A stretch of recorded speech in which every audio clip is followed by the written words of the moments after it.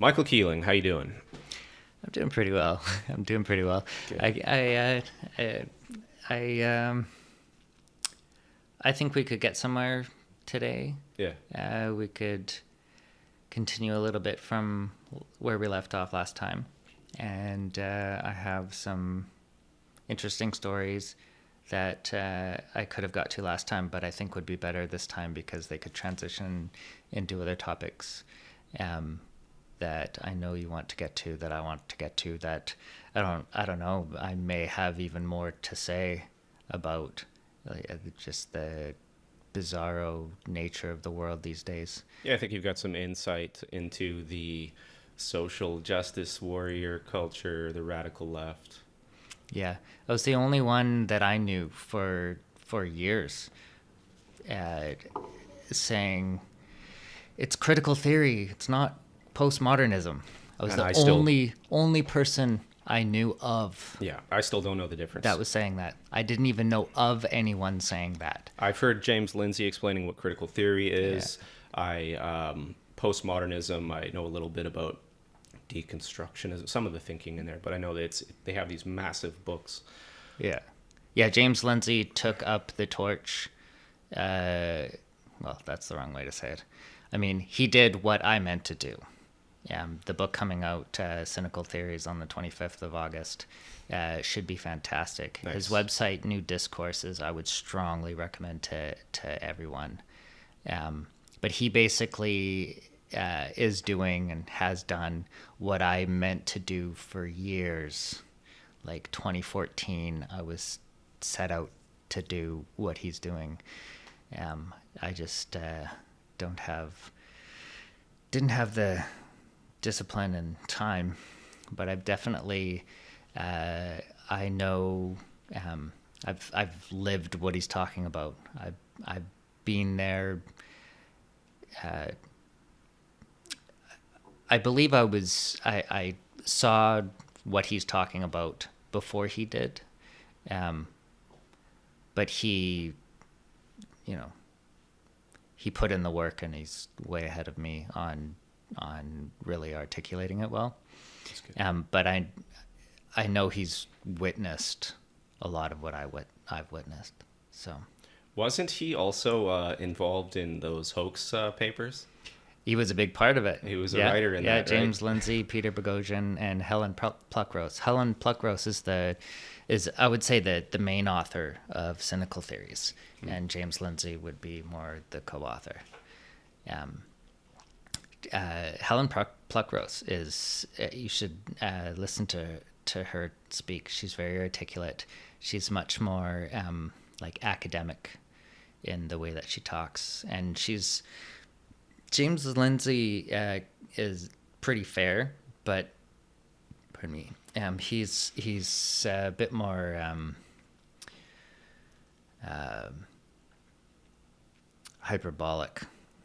Um, Helen Pluckrose doesn't really do the sarcasm, and she isn't as casual about it, and she's more like outwardly, apparently sympathetic to social justice, which I appreciate a lot. Yeah. I'm sympathetic in the same way James Lindsay is. I understand that there's a lot of good stuff.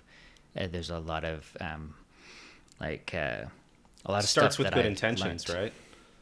Yeah, that's really what is the nature of the problem, is that good people are being weaponized. Good intentions are being weaponized. And it's gone from being frustrating to scary to like seriously like existential threat to the globe. Like uh, it's hard to hold myself together I don't think you're overstating watching that it. at all. Yeah, and looking around, watching. Uh, I've been watching in horror since like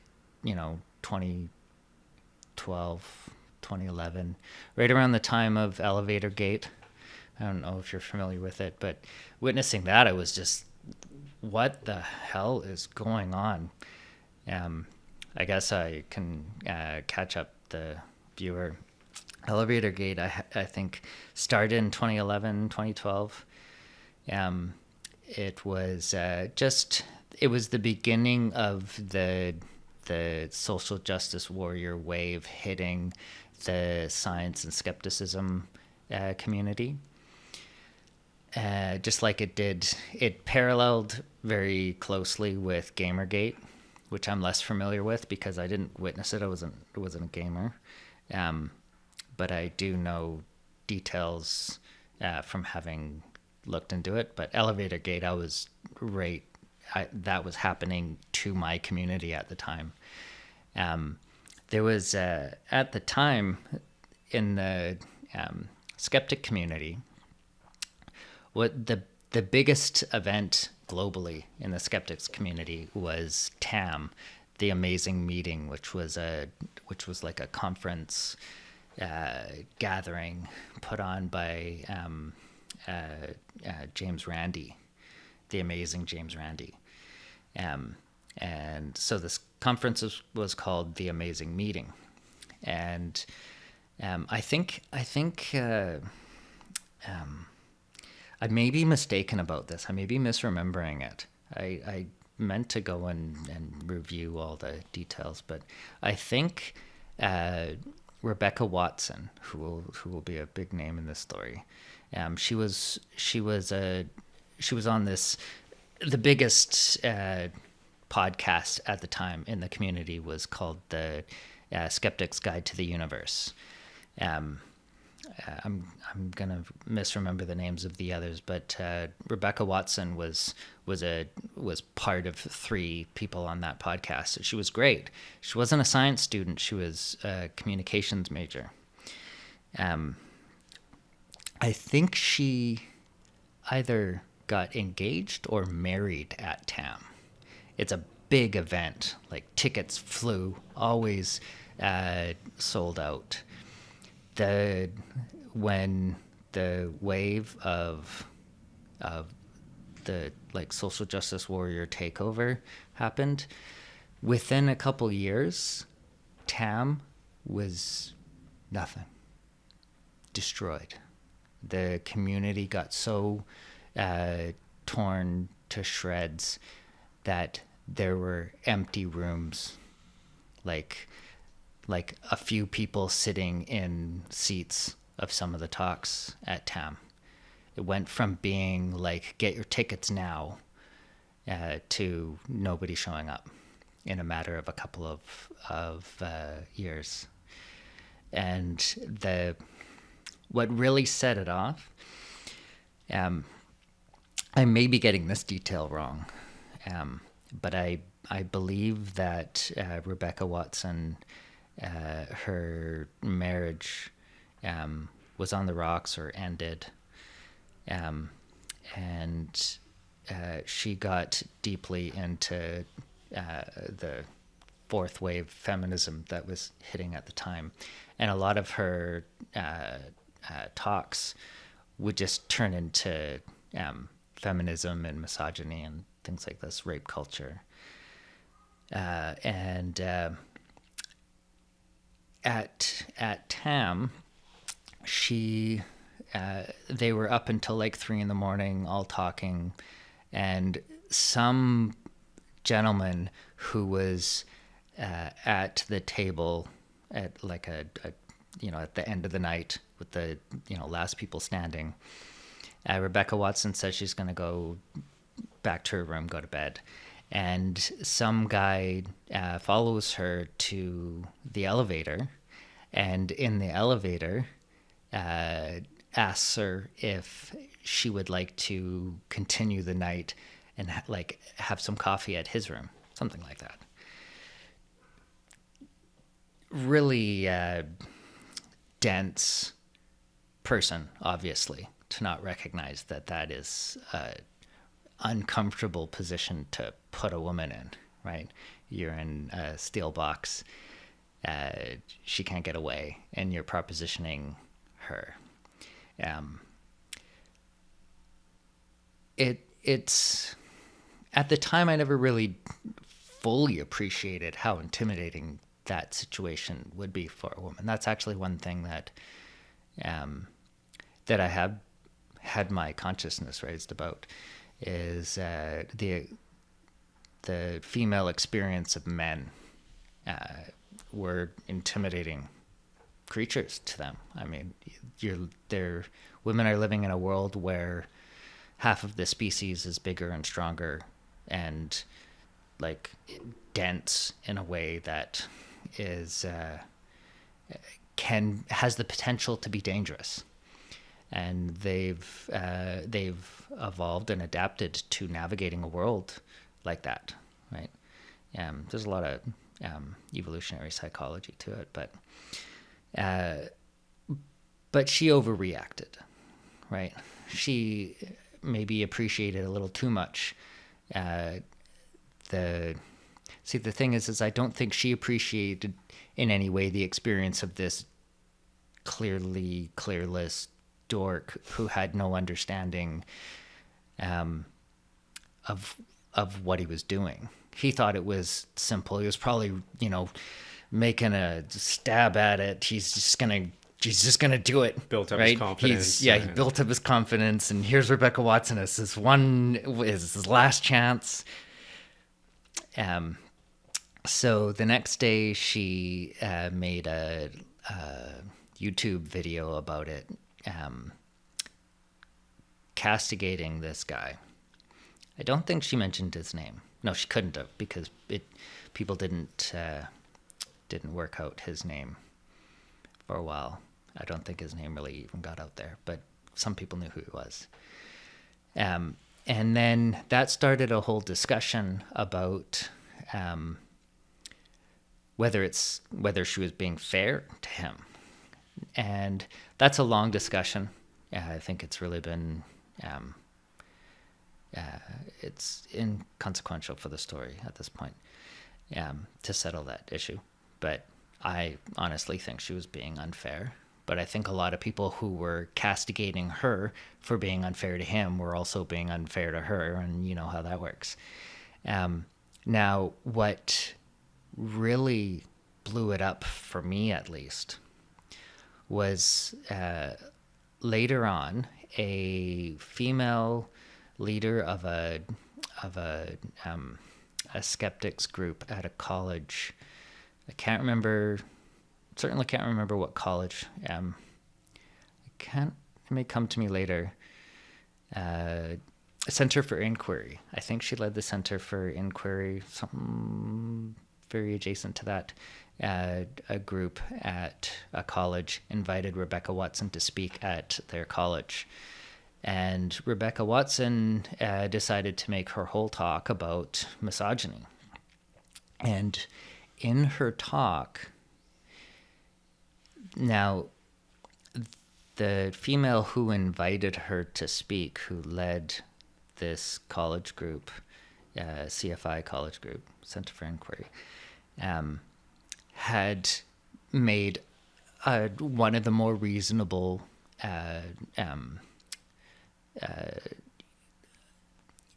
arguments. I don't know if you'd call it much of an argument, but she made a YouTube video that was, which was saying, let's be fair. He wasn't trying to be evil. That girl, the college girl, I'll just call her a college girl, was being fair. She was in the group of people who were pretty fair-minded about it.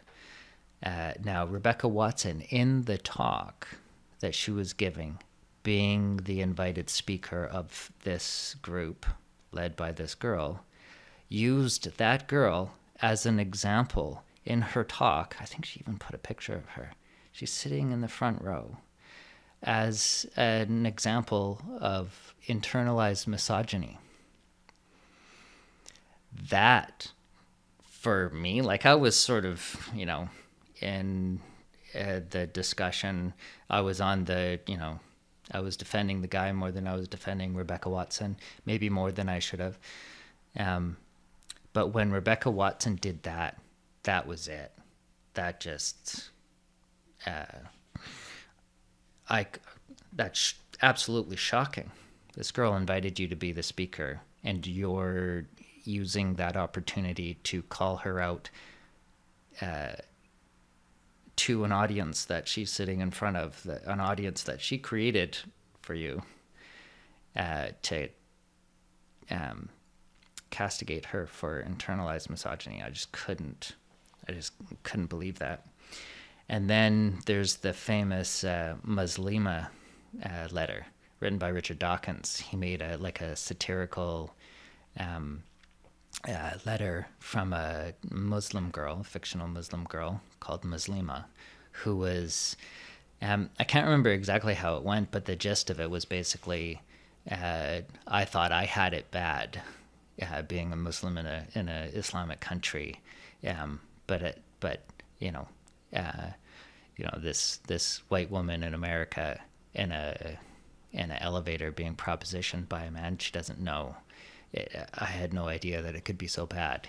I have no idea. I have very little memory of the letter itself. I'd have to look at it again. But that's basically the gist. Is like, how can you make this into a like you're turning something small. You're talking about it as if it's on the same level. Right. And I never heard that Dawkins did that. Oh yeah, and there was like a boycott Dawkins thing that came out of it. And I think Dawkins might have been kind of beaten into submission, maybe, because I think he's very cautious about wanting to talk about any of that kind of thing now. Yeah. That was the beginning of the end of Richard Dawkins. Oh, wow. And when I say the end, he's not done, but no. I mean, like, he went from being like a father figure to being a crazy uncle of the scientific skeptic community. Wow. And he didn't do himself really any favors in the way that he tweeted. I think Dawkins is on the spectrum. To me, it seems really clear. Which is another interesting aspect to this phenomena of the social justice takeover of communities. People on the spectrum get sidelined. They don't understand well, again, I don't want to speak for people on the spectrum in general, but for me, people seemed to just know how you're supposed to behave. And to me, the idea that and how you're supposed to respond and how you're supposed to understand things. Again, they were all in on a joke that I didn't understand. And it didn't seem to follow like the scientific skeptic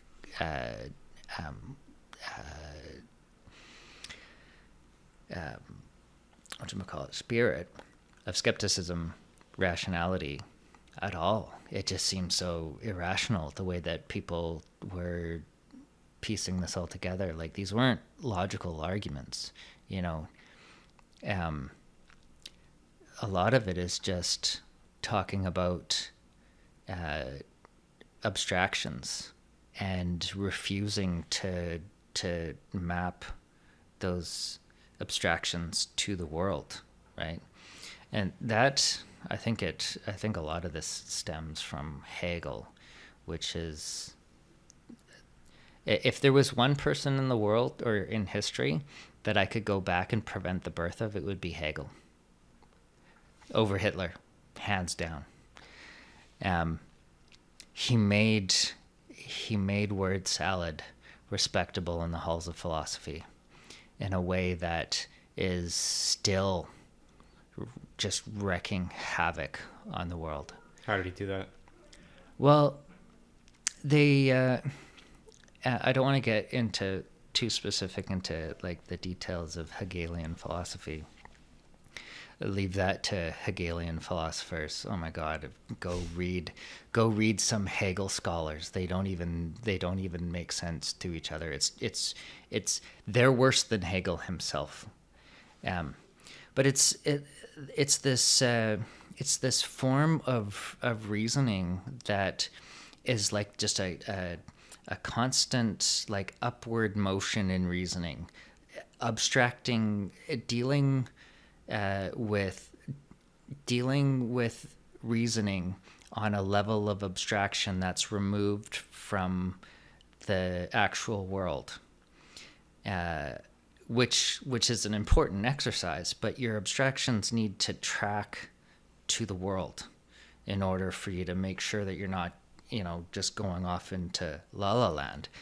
But the style of philosophy that's so well personified by Hegel is done exclusively on a level of abstraction that's removed from the world, that almost apparently seems to be anathematized to coming back down, right? So they create these abstractions and then deal with abstractions about those abstractions and abstractions about those abstractions, right? Just higher levels of abstraction. They're just pointed all in one direction.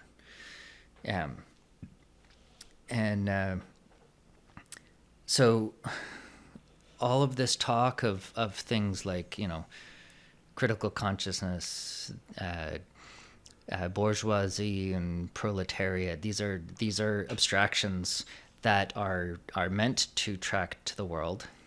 But what they do is they take phenomena in the world, abstract it, and deal only with the abstractions and not how those abstractions track to the world. So the relationships between these abstractions is the realm of discussion that they're having. And so they're not starting with the world. They act as if there's this whole like sort of parallel world in which abstractions are interacting with each other, and they act as if that's the real world, and the real world is like a reflection of it. Was Hegel before Marx or after? Pardon? Was Marx influenced by Hegel, or did Hegel come after Marx? No, Marx rejigged Hegelian philosophy to be what is it called?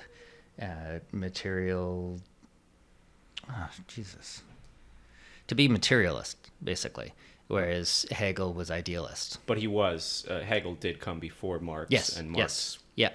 was influenced in some way. In a major way. Yeah, well, that's what Marx was doing. He was describing the world in terms of abstractions and how these abstractions interact with each other, rather than using those abstractions as like a shorthand, sort of like, something like an aggregate of worker class behavior and individual discrete objects in the world. The abstraction of those discrete objects you can call working class or proletariat or whatever, but rather than talk about the world as if it's made of discrete individuals, he talks about the proletariat as if it's a thing, it has its own consciousness, right? Rather than this being a way of speaking about the aggregate of individual discrete objects in the world.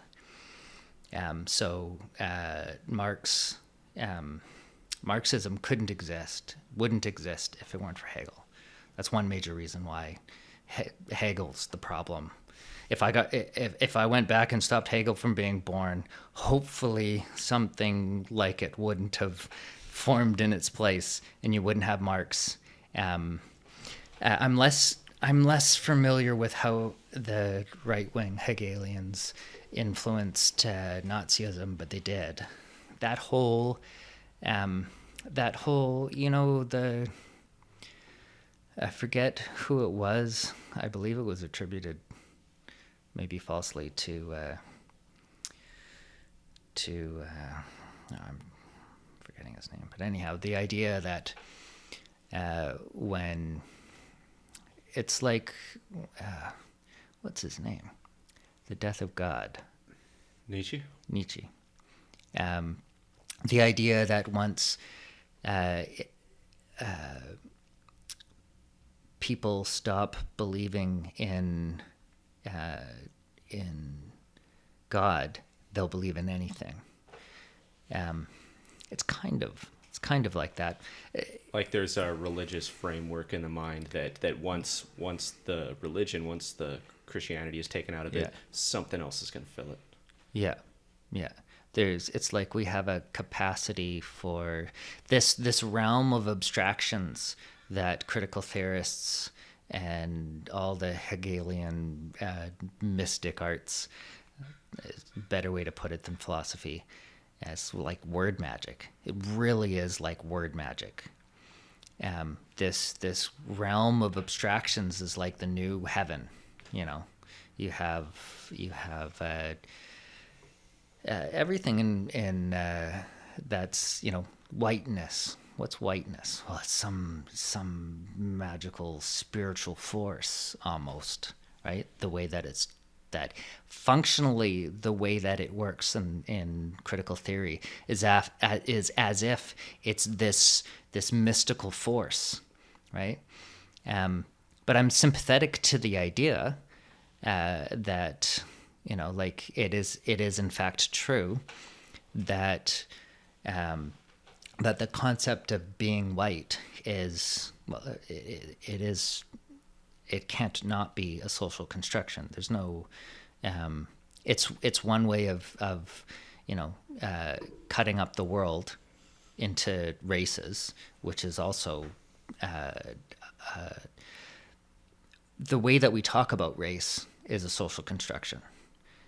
That's not how population genetics really work, but population genetics do include things that would be better called breeds, right? Subbreeds. It's an offensive way of talking about humans. But race is even worse. And they want to reify. This is another thing. Reification or hypostantiation, turning concepts or processes into nouns and treating them as objects. Yeah. I call it menu eating, when you're eating the menu rather than ordering from the menu. When you're trying to traverse the map rather than the territory, right? You're getting lost in your description of the thing rather than dealing with the thing itself. We can't deal directly with the world. We can only deal with our maps of things.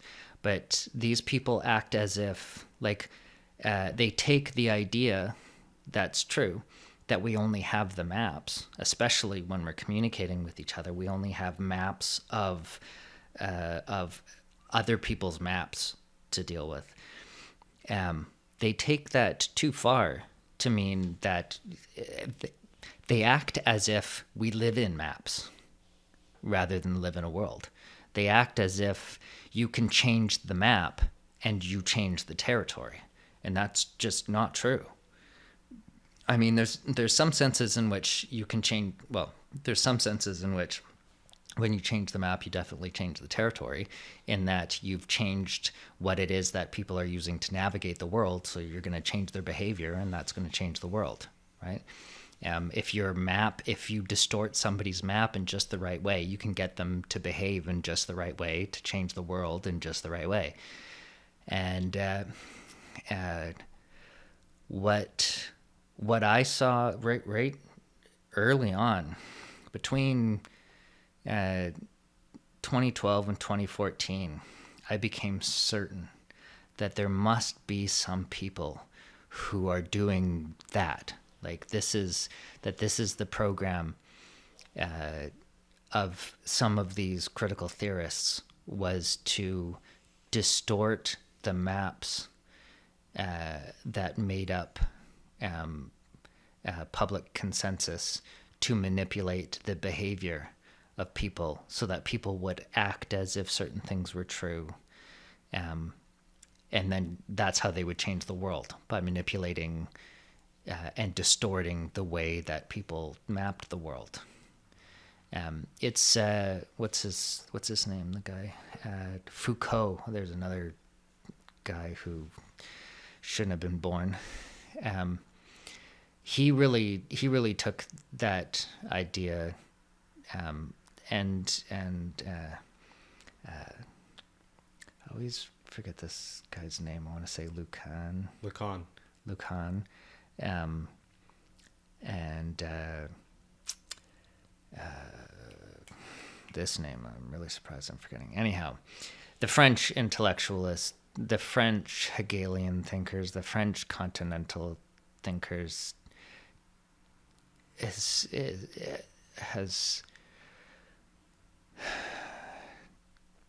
such tragic. The French. I don't know what to say about them. Anyhow, but this idea that you only have the maps. This is the world that it seems like social justice warriors are operating in. They're either like one of the sort of thought leaders who are engaged in the social engineering of the maps, or they're the wider public and students who take these maps for granted.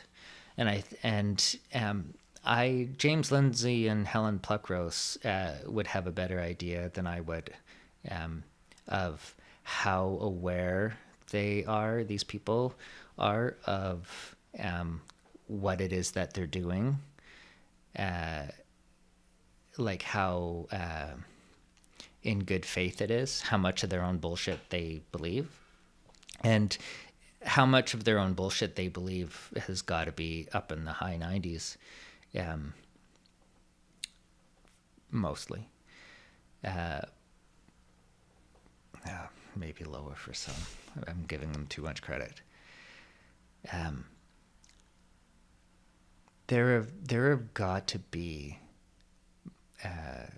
There's something like, I don't know. I'm just going to throw it out. A percentage. I want to say 18% of professors in America are like self-described Marxists. And there's got to 25% of social science that makes sense. Professors, yeah. There's got to be some number of them, at least one, who's looking at the world right now and thinking, what have I done? What have I done? Because you know that some of them were actively, they knew that this is where things would go, and they thought that this would be the right idea, like a revolution, right? Well, we're here, we're seeing it, and I'm sure some of them can see that it's not going to go well.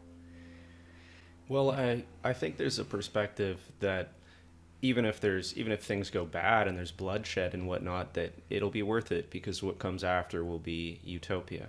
Yeah, well, that would have been true if Hitler won too. Yeah, things would have been amazing once they got rid of all the people who disagree with them. Yeah, it's the and ideology. then a few generations in, the kids wouldn't know. They'd grow up in a world that was more homogenous. There was less people to disagree with because you got rid of those who had very different cultures and lives that created a contrast in seeing the world. So if you just got rid of cultures that saw the world very different, the world would be an easier place to get along.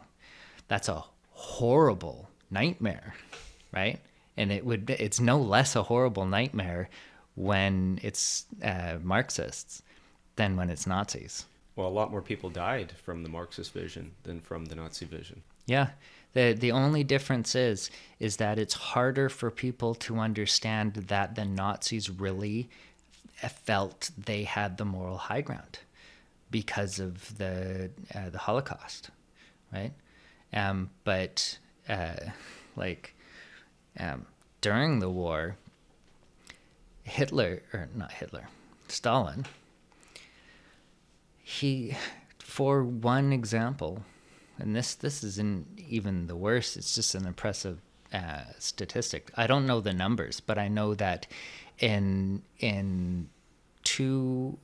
one event, 2 acts, he shot down 2 cruise ships full of German refugees. The largest death toll at sea in one event in history, and they were war refugees. And I'm sure he smiled when he did it too. But that's Stalin, and so that's the kind of nightmare that takes hold after you have a Lenin and a Trotsky. But the Lenins and Trotskys are more dangerous than the Stalins, because you can see the Stalins from a mile away, but you see heroes in the Trotskys and the Lenins who committed genocide. And Trotsky actually was in charge of a campaign that ended in mass slaughter of peasants, like socialist peasant uprisings. Yeah. And these people are considered heroes. Or like Che. He was a misogynist. I meant to say racist. I don't know if he was a misogynist. Probably most people were. Probably more than he thought he was. He might have been less of a misogynist than average. Socialists were actually fairly, for the time, in terms of, sanity. Part of a lot of socialist philosophy really put women in a better, more equal footing, at least ideologically. But he was racist, and I don't want to talk too much about Che, but he was awful.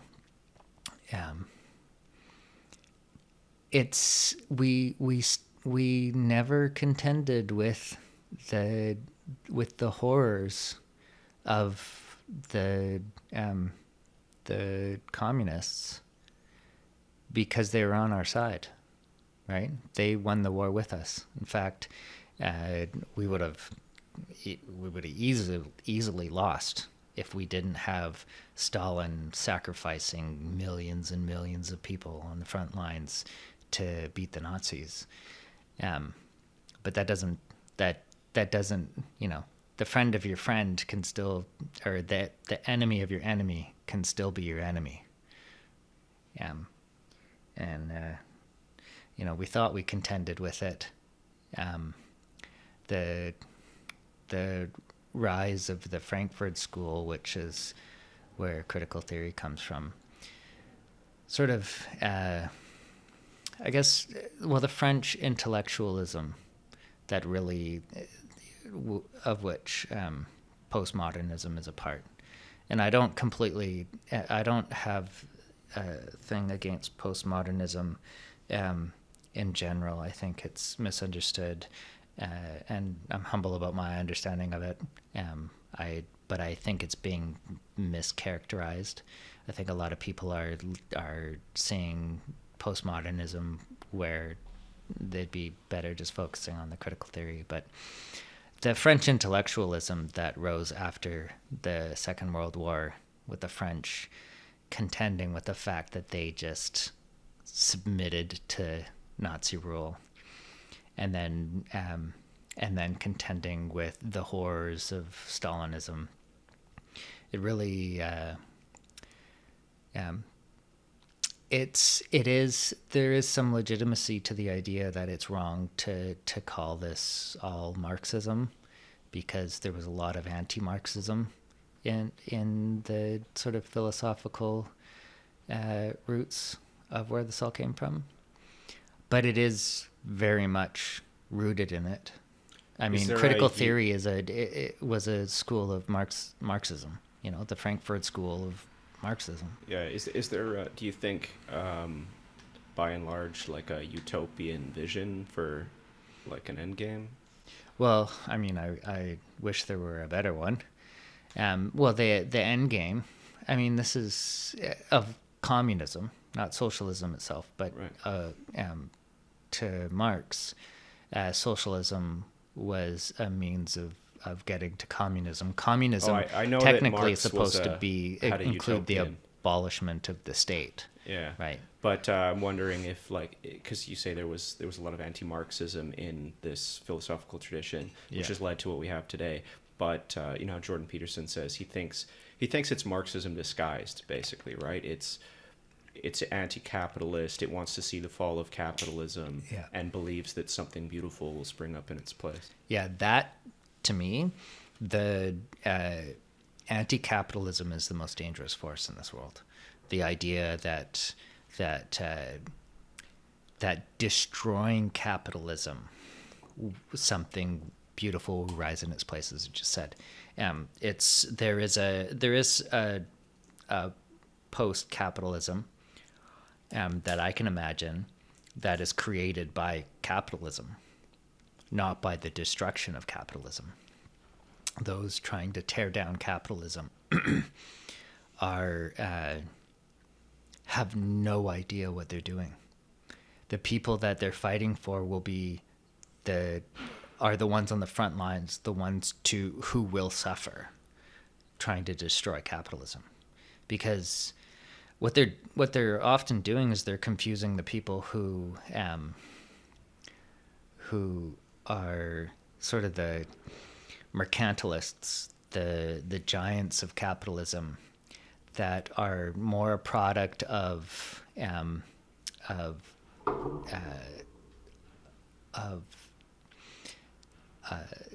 capitalist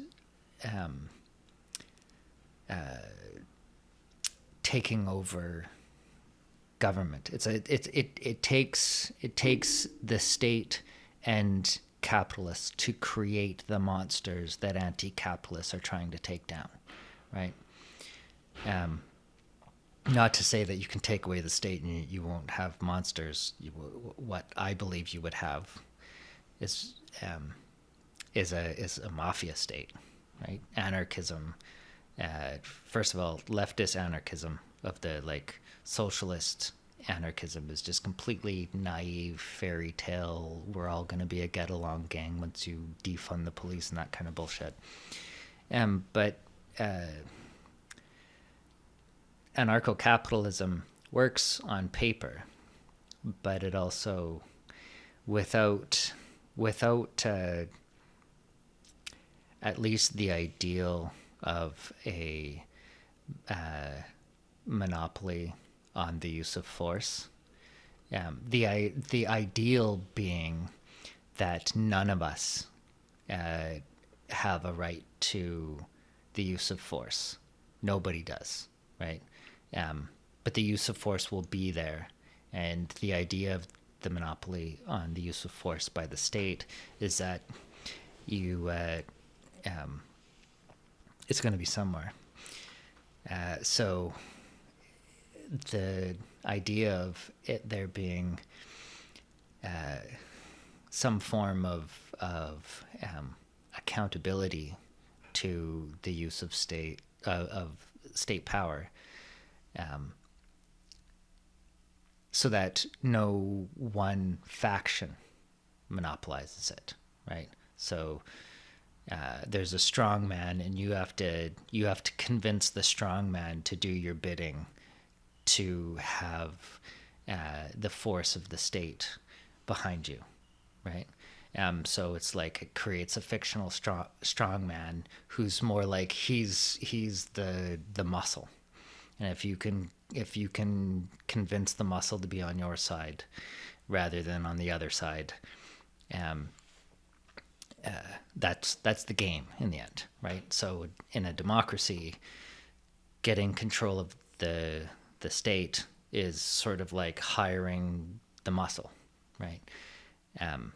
If you get rid of the like sort of the fiction of that muscle, the hired muscle, then it's all everybody sort out violence amongst yourself.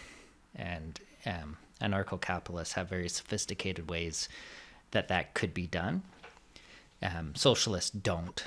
They're just completely naive. They just don't understand that we're like disgusting apes. We're horrible creatures that need to be policed. They think that with the proper education, people will live harmoniously. Yeah, as long as you manipulate people's maps, they'll navigate a peaceful world. That's the way they see it, right?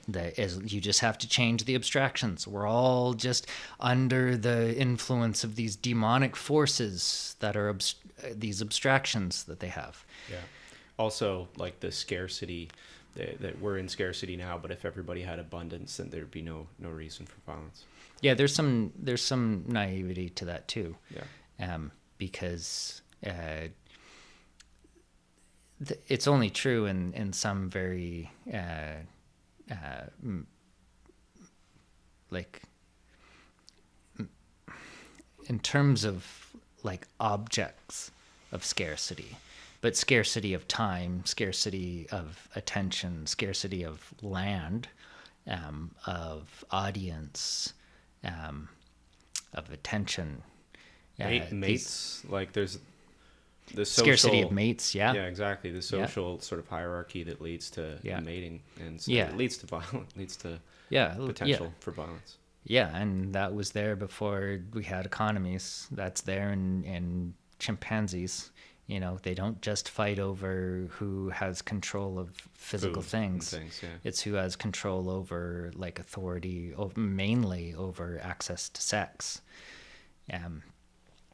Everyone is forced to live their lives underappreciating how much of our behavior is a function of adapting to the scarcity of access to sex.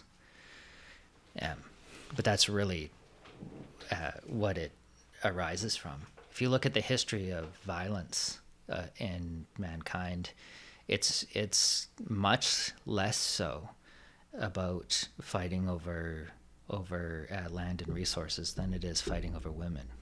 The land and resources is more secondary to women, right? And progeny, children. Not that the fighting wasn't over land and property, but the property is almost a means to what, like, we didn't evolve to fight over property, maybe in a very abstract sense. Resources. If access to sex was considered property, intellectual property, in the same kind of abstract sense. But I think it is the biggest one, and then food. Like if you run out of food and you got a neighboring tribe of, then you might attack them for that resource. But sexual competition is a big one. Food and sex. The food leads to sex, but so it is somewhat like secondary, right? But if you don't have the food, there's nobody to have sex with, right? So it's very intertwined. But yeah, food and sex. But when you look at the way that higher apes, the hierarchy of needs, or not hierarchy of needs. That'd be the wrong way to put it. Drives, maybe, or hierarchy of drives. The way that food is more about mates and family than it is about nourishing yourself as an individual, right? We're a social species. Our brains didn't evolve to navigate the world. Our brains evolved to navigate the social world, and navigating the world empirically is somewhat of a byproduct to navigating the social world. navigating other people's perceptions of the world.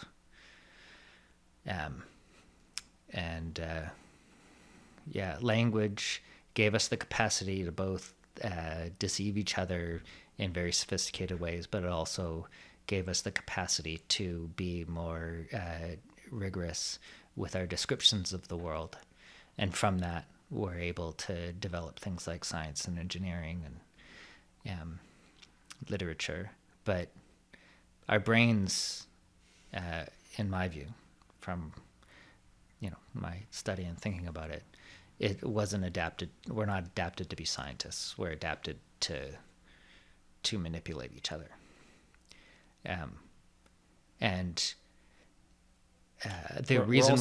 We're also adapted, like you said, to navigate the social world, which also, it's not just manipulating each other. It's also functioning together. Yeah. And of course, it's not like we didn't adapt to be able to hunt and see where the gazelle is going to be rather than where it is. Just like a cheetah. A cheetah is not as social, not nearly as social as we are. They're much more, their brains would be more adapted to just the physics of it, and then they have their young and stuff. But with humans, there's this whole world of abstraction that is other people's minds and the narratives that we tell each other, that we live within. So what I was thinking there is, it's about like allying yourself. Like we're not truth seeking by nature. We're not scientific by nature. We're basically tribal by nature. So we're narrative seeking. But also, your tribe is a narrative. Well, I don't know. It's more just like the psychology of like, what is it? Okay, so like a group of chimpanzees, right? You got a male alliance, male dominance hierarchy, right? And so we're more for that. So rather than like we don't really care so much exactly about as humans, right? We're not truth seeking by nature. We're more about functioning within a tribe. Does that make sense? Yeah. Well, that's. I'm agreeing with you. What I'm saying is that a tribe is a narrative, right? There's the story of your tribe. There's what it means to be part of that tribe. There's what the tribe is trying to do. There's the story that tribe tells itself about the nature of the world. It's like a shared model of the world, and that's what makes you a member of a tribe. Is you're a member of that way of thinking about the world. I'm trying to fit that into like chimpanzees. Yeah, they model the world together, and maybe there is a sense in which their tribalism is a story about the group. Yeah, that's the thing. They can't tell stories in the way that we can. Yeah. So yeah, my point is less poignant in terms of chimpanzees, because in their cases, it's pretty game theoretic. But they do have theory of mind. They do deceive each other. They do explicitly teach each other. And they do police behavior.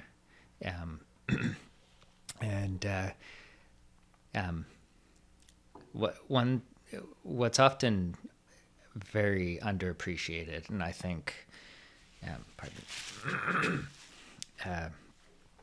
needs to be appreciated a lot more these days, is the patriarchy. This is kind of Jordan Peterson-esque, but I was thinking about it long before I knew who he was. The patriarchy is what gives the tribe the order. There's the ones who look like they're in control, and they look like they know what's going on. They look like... And there's one leader. There's one alpha male. Yeah, ish.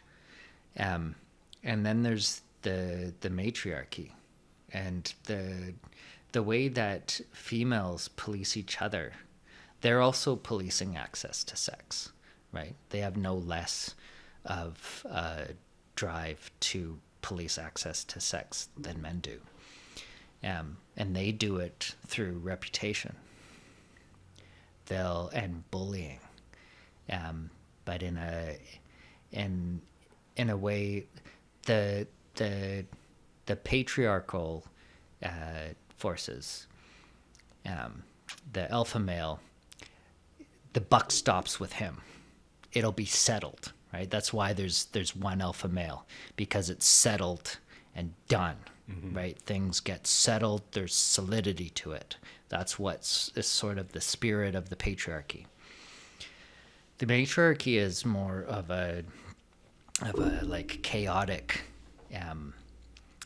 force. Like, if you can imagine the difference, I was bullied throughout my childhood, and the nature of bullying from men, boys, was very different than the nature of bullying from girls.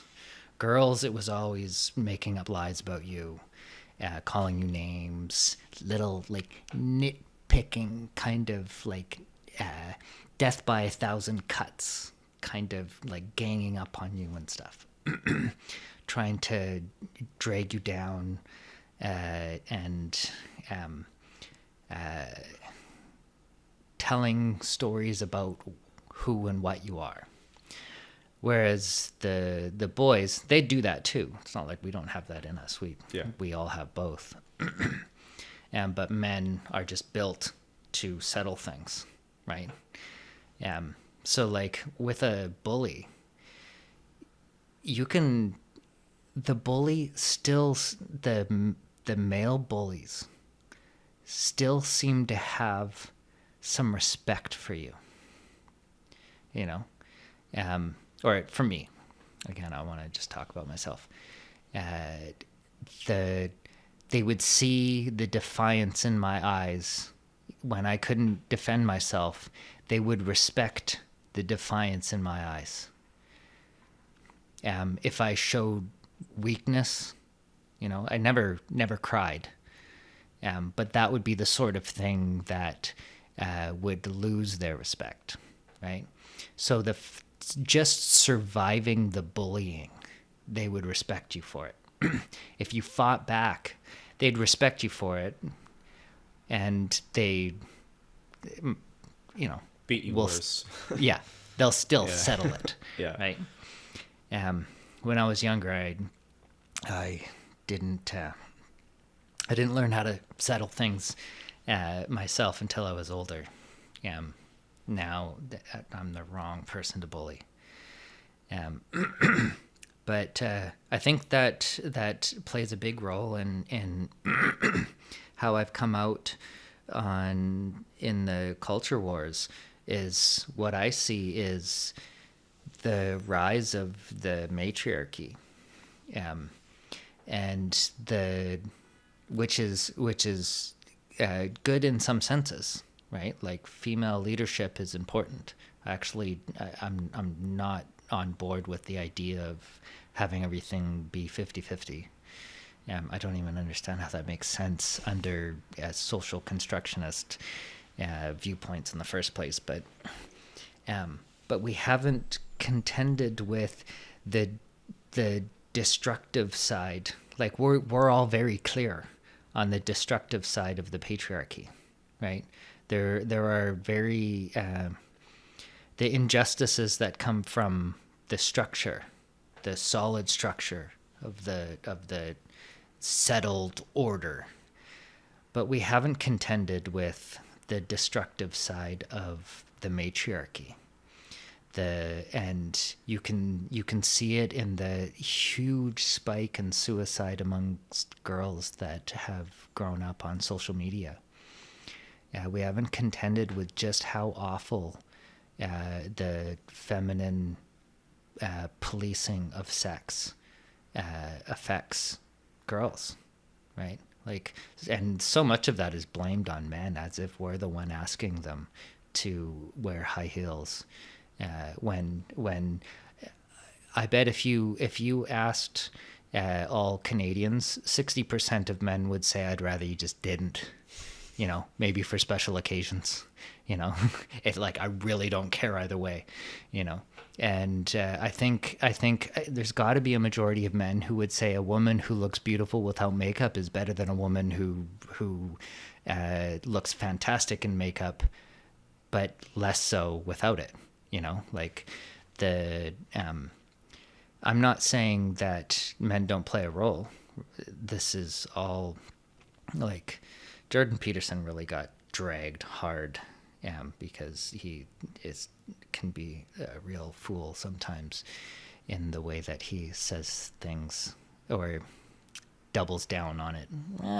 That might not even be the right way to put it. I think he pushed the right buttons to gain extreme fame. Well, okay, yes. He pushed the right buttons to make it a huge topic, but in the same kind of troll baiting, pushing the right buttons to create a discussion that his opposition does. And I don't know if Jordan Peterson meant to be as provocative when he made those statements about women in the workplace kind of thing. But he's not wrong when it about the reality, and anybody who denies this is just a fool. Yeah.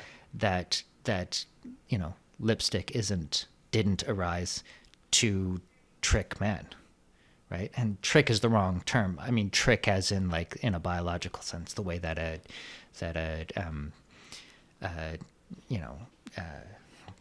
zoologist would say tricked,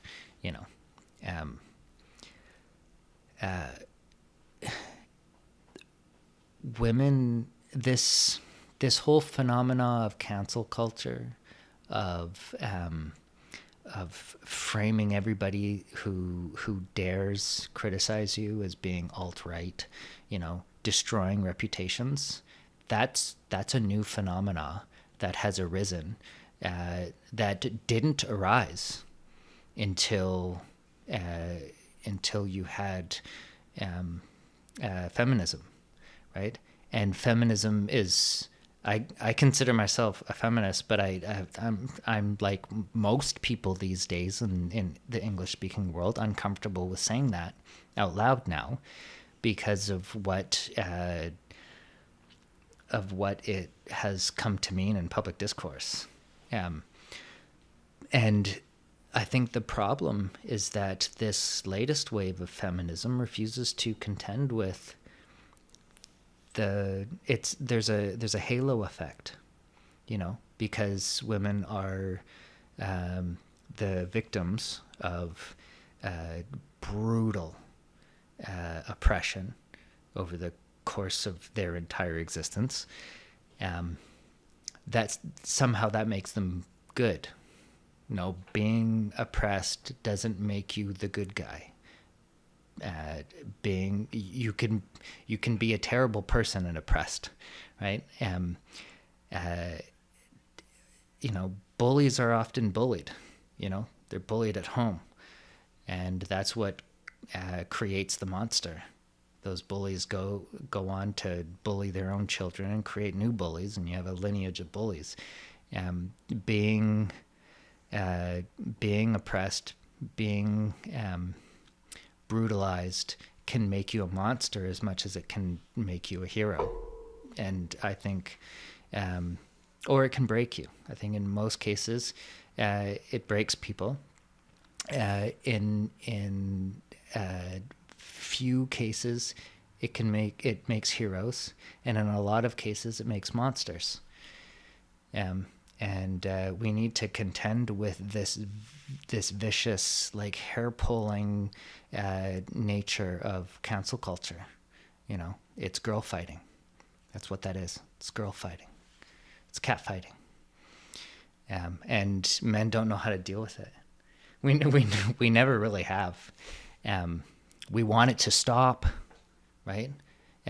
Whenever you see girl fights, the men who encourage a girl fight or stand back and watch, I want to kick their ass. Well, you have to stand back and watch because, like you said, we don't know what to do. You can't just grab them. But you calm them down and try to stop it. Yeah, you tell them. You do something. Yeah. You do something, right? Having our hands tied to be able to step in and try to do something when girls are being violent with each other, I think is horrible. There's nothing you can do, though, to a certain extent. Yeah. Well, I mean, you can try to calm things down. Well, I mean, look at chimpanzees when they get violent. The alpha male it doesn't just come in there chest pounding, beating everybody up. He'll try to settle things down. Yeah. Right. That's part of what it means to be an alpha male, is to be reasonable. Right. Right. Because the tribe will turn against you if you just bully everybody into submission. It's That's actually true. rare for alpha males to be bullies. They have to command respect. Yeah, I saw Franz de Waal talking about that. Yeah. Yeah. They're the most socially intelligent member of the tribe. Exactly. Yeah. And they're the ones breeding. Yeah. That's how we evolved. We evolved to, like, we're the descendants of alpha males, the breeders, right? And the cheaters. The breeders and the cheaters. You know, the ones who snuck sex on the side and didn't. Do you think that's really two lines of human male evolution? Yeah. It can't be all alpha male, or we'd all be giant brutes. Well, right? No, snuck sex on the side, I guess. Yeah, because you got to sneak sex. You got to sneak sex without the alpha male knowing. Well, I thought, I don't know because I don't study chimp troops, but I thought that it would be like he's got good friends and they have access to certain females. Yeah, it does work and then like there's that. lower males who don't get anything. Well, it's not that but they can. They can sneak it. Yeah. Right. So we have that in our nature too. You know, and women do too. Women have like a capacity for like a cuckolding strategy of cheating on Ovulation. the men who who are the men who are raising the children. To get to have stable men, like less alpha men raising the genes of more alpha men. Right. Yeah, and it's a surprising statistic that I don't remember in studies they've done on the number of women the number of children who were not the descendants of their fathers. Oh, right. Yeah, that's David Buss. David Buss's work. He talks a lot about that. Yeah, not familiar. David M. Buss, the evolutionary psychologist. Oh, no, yeah, Buss. Yes, Buss, yeah. Yeah, so I think I think a lot of things are going to be okay in the end. But I fear for what's coming, you know. Things were going to be okay in the end when World War II was starting. And you would have been right to say that then. But that would have been true whether Hitler won or we won. By now, things would be okay. Well, I mean, given a few generations, things would have worked out quite well if Hitler won for the winners, right? Just like they did for the winners on the Allied side. But I think what I've watched in horror is the tradition of liberalism, Western liberalism, and the tradition of progressivism. The left has abandoned progress. In fact, they talk as if it never happened. They've abandoned progress for acceleration. I call them accelerationists because they've been raised to see the slow pace of progress to be so slow as to might as well not be happening at all. So in their impatience, they just want to tear the whole system down. Anything. This is a common, like, abstracting thing that they do. This is kind of like the general form of their maps of society. There's the, like, superstructure, and everything in the status quo. This is the status quo is this demon in their mythology. Business as usual. Well, that's Status what the quo, word is supposed the way to mean. things are. That's what it's supposed to mean. Yeah. But to them, it's the way that it's used functionally is as if it's like the filter that filters out phenomena to give you the end result. So, like the status quo is everything that produces everything that happens in the world. And it's amazingly simple, turned into something supposedly really deeply intellectual. The way that things are produce the things that happen. That's all it means, right? The way that the world is produces the way that things happen. That's all that means, right? When they're talking about like structural this, structural that, they're talking about how the structure has consequences, right? And yes, that's always true of everything, right? But since they refuse to have their abstractions track with the real world, they deal with the abstractions rather than the real world. They don't care about the discrete objects of human experience. They want to abstract it into these like oppressed groups, and then this undefined, very indescript concept of the structure. It's always true that if things are structured the way that they are, they will have the outcome that we're having. But that doesn't. But what by abstracting this into this object of demonization, they've made the system the enemy, right? So status quo, effectively, the way that it's used is everything that's bad in the world, right? Yeah. So all you have to do is if you want something to change, all you have to do is point out that it is part of the status quo. And if it's part of the status quo, then it's part of this one singular abstraction of everything, the whole of society. And that thing is what produces all the bad things in the world. So if something is part of that whole thing, then it's part of creating all the other bad things in the world. It's a mental trick of taking anything that you want to problematize and connecting it to everything bad in the world. But Everything bad produced in society is produced by society. So if you can frame something as being a part of the system of society, then it is participating in the structure that's creating all of the bad things. So would I be right to suggest that these people think that the system that we live in is from the ground up evil and needs to be replaced? Yeah, by abstracting it to be this one thing rather than a confluence of individual discrete things, they want to tear down that one thing, and they think that a new thing will rise in its place. But that's not how it works. Like not only is that not how it works, but how ungrateful is that? I mean, look at this functioning society that we live in. Look at everything that we have.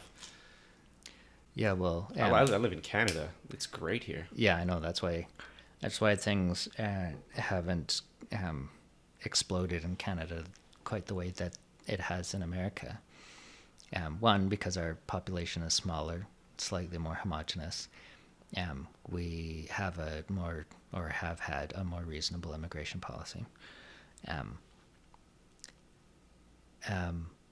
But that seems to be the gist of the game, is the system as a whole is the problem.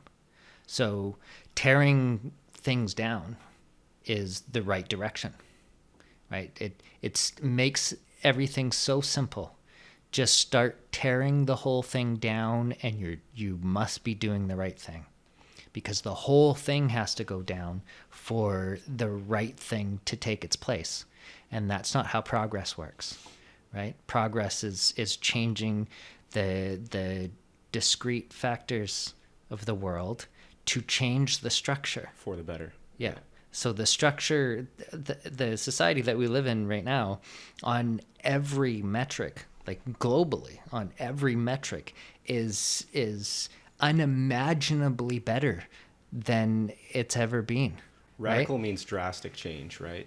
Yeah. So when you say the radical left, these are the people who want Yeah, I guess drastically change that's the system. that's the most fitting way to put it, is the radical left. It's just that the radical left has always been there, and there's nothing necessarily wrong with wanting radical change. I just think that there's very specific ways of being radical that are the problem right now, and radicalism in general is tolerable and I think important. I think it's important for for there to be some number of radicals, but this form of subterfuge, um, of just gaslighting, is so dangerous in so many ways, that I can't imagine what will be left when it's done. What I've been saying, maybe not saying frequently enough, but I've been saying for a long time, is this is how fascism rises, right? The if you terrify and terrorize the public enough, if the radicals actually become the apparent threat to social order, people will call for the strong man to restore order. It happens all the time. That's what happened in Nazi Germany. Things were just as polarized then between communism and fascism rose up. Yep. Yeah, that's how it works. We're about to repeat history. And they're doing it by turning Trump into a fascist. But the way I put it, and I'd been saying this right from the get-go. As soon as Trump was elected, I was like, you finally did it. You baited the king of all trolls all the way up to the White House. Because what I had been saying since Elevatorgate to Trump, I had been saying the way I described what I saw happening was you went from, there used to be the rule of the internet. I don't know what age you were in, like the mid knots, like 2005ish and stuff. The one thing that people involved in online discussion understood was the rule, the number one rule: do not feed the trolls. And what happened when this fourth wave feminism hit the internet is that rule got thrown out the window, and it coincided with a lot of people getting the access to the internet that didn't have it before. So not only did you have less, it used to be more techie, it was kind of a boys club to a large extent in the early 2000s. Then, with the iPhone and the Rust Belt getting high-speed internet, then you got, an army of trolls that really did. The army of trolls, and I do think to some extent to the pickup community, which got saturated around 2008, which sort of blew up the men's rights. There's this interesting pendulum I watched happen. You've got this at the time, especially. It was true that it was very hard to be a girl on the internet, because if you're a guy on the internet getting attention, all the attacks you get are vicious and often homophobic. The trolls are going to try to get a rise out of you. They're going to try to find some way to get to you, right? And with girls, rape threats were the go-to, they like misogynist attacks were the go-to. With guys, it was often homophobic remarks, calling people, you know, Yeah.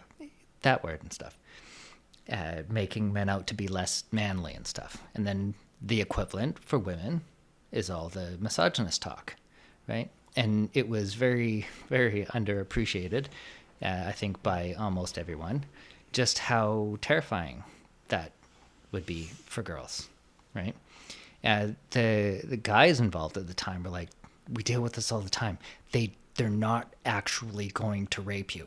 They're not actually coming to your house to rape you. I get people threatening to kill me all the time. It's not real. But it's a different experience for girls. They're built to be afraid of us, right? So when you make threats, it has a different psychological effect. So that we had to contend with that somehow, and what that turned into was the sort of fourth wave feminism that we saw rise, and then you had the men's rights reaction to that. It's funny how it all, I could go through the details of this pendulum, maybe better at it later in the podcast or at another time. But it's funny how we've gone from it being feminism, anti-feminism, to there being this trans rights, and then centrist trans rights, black trans rights, and then centrism, and then, far right. But the culture war does seem to be more like center right and center versus almost entirely the left. The center left to the center right, like your college Republicans, right, are part of the one side. And then you have everything from center right center left, and half of center left at least, all the way to the furthest ends of the left, are either living from these distorted maps that we're all being gaslit with, or they're held hostage, like the rest of us, by this narrative coming from the left that has decades of incredible skill building strategy. That's now they're using the forces of capitalism against itself. They're taking over giant corporations and corporate media, and they're now taking over. They long ago took over institutions of higher learning, but now they've graduated from college. It's funny how the generation that raised on the iPhone, there's like this wave that hit with them graduating high school. If you the people who graduated high school in 2012, you can almost see a shift when they graduated undergraduate, and then when they graduated postgraduate. You can actually see the phases of this singular generation raised on the iPhone. That is now, they've got their education and they're filling the halls of corporate media and big tech and now government. It's very discrete. Like it's a very specific generation, and One thing that I've never heard anybody other than myself talk about is how, because I think a lot of people actually don't appreciate or understand the details of it, but that's the same generation that went through the rise and fall of the pickup artist community. I couldn't imagine. I don't think very many people at all understand how much of that was going on. That generation of girls was being terrorized by young, awkward men approaching them with canned, like, openers and schemes for trying to get laid. And I heard about it. I didn't know it was big. It was huge. Yeah. It was so bad that places like Chapters, I should give backstory, but I don't know how to do it properly. Maybe I'll just dive right into it. So, there's way too much backstory to this to make to be really clear on it, because I don't want to give people the wrong impression of where I stand on a lot of this. So if you want to regress, there's lots of great stories that I could get to, but it would be very biographical, and I could give some of the backstory, or I could just say Chapters had to instruct their staff, this I found out in 2008, to watch out for groups of men approaching girls in the bookstore and kick them out, because that was part of what they would do in field practice. They'd go and pick up girls at bookstores or cafes, and nightclubs and stuff. Nightclubs, it was less of a problem because a lot of people went there for that, but it was really bad. That book, The Game, it was a horrible thing that happened to this world. So that's that group of girls that went through the beginning of their experience of like learning about sexual relations, who went through, say, from like 2008 to 2012, 2014, it was just kind of the rise and fall of the peak of that. They went through some pretty formative years of their lives being, if they lived in a big city, being constantly harassed by given this like predator feeling of being preyed on. I've never heard anybody talk about that. No, because I can't even imagine, like, do they really feel like they're being preyed on? We're talking about like nervous, weak men who have really no business trying to hit on these girls, approaching them. Like, maybe they feel a little creeped out. Yeah, but constantly. I don't feel like it's as predatory as, say, the men who would do such a thing naturally. Objectively, it's not. But Elevatorgate was a great example of that. It was underappreciated how predatory that feels, right? The guy, enters a locked iron box with this woman to give her, to basically give her two options.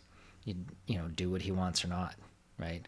And like biologically, that has an effect on a woman, whether they can articulate it properly. I get that. I'm just, if it is a terrible experience for women, I haven't heard that story. It isn't terrible. Yeah. But it's underappreciated by men how bad it is. Yeah. Right? What it's like to be creeped out by a woman. And this is just a really unfortunate thing about our societies. We're not taught how to do this properly. We're not taught how to we're given a very false image of what it means to, Yeah. They say that that it's gonna be like lightning just struck you, and you're gonna meet eyes, and it's gonna be love at first sight. yeah, that something's going to, well, I mean, there's some senses in which that happens. But the idea that because there really is a mating dance. But it doesn't work if you acknowledge that. It certainly doesn't work for women for the most part if they acknowledge that this man has to do certain dance steps, just like that's hilarious to watch in some birds. This bird has to do a dance in just the right way, and then when he gets it right, the female is just flips the switch and she's attracted, or it doesn't and she flies away. Yeah, well, there's a very real mating dance among humans, and women need to a man needs to demonstrate certain things like emotional stability, strength, access to resources, social standing. She needs to feel safe. Yeah. She needs to at least feel that he has the potential to be something good, right? And even if the woman intellectually doesn't care that he doesn't have his life together, because she has her life together and she doesn't want to rely on him, she needs to feel as if she could rely on him, right? As he take care of her. Yeah. She needs to at least feel that unconsciously to be attracted to him. And it's a frustrating thing for women. Women have this experience that men have no way of understanding, of being like almost upset at themselves for not being attracted to a man that they want to be attracted to. Men don't have that problem. If we're attracted to a female, we're just attracted to that female, right? They don't fuck that up, right? I mean, they can in a non-attraction sense, right? They can fuck up their chances if you wanted to have anything to do with them, but that doesn't mean that you wouldn't like hate fuck them. But for women, it doesn't. And I say that's a totally misogynist concept. That was a joke. Like you can still get it up for a woman that you've lost respect for. A woman can't. I'm trailing off. What was my point? Pickup artists. Yeah. So it's underappreciated the experience that girls have when guys go to do this mating dance and fuck it up. It's actually scary, because the switches that need to be switched unconsciously in a female all have to do with her safety and the safety of her children. Yeah. Right? If this man has a red flag, that red flag is existential, because females have adapted to evolutionary history of you're either going to be raped or killed, most likely raped, or raped and killed, right? Like things are horrible if you end up with the wrong man. Yeah, right? I can imagine it's pretty bad for the man doing the approach as well. It is, yes. It's easier for us to sympathize with that, right?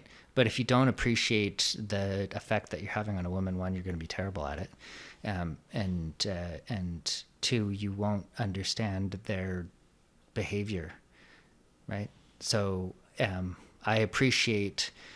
It's an existential threat for the male as well.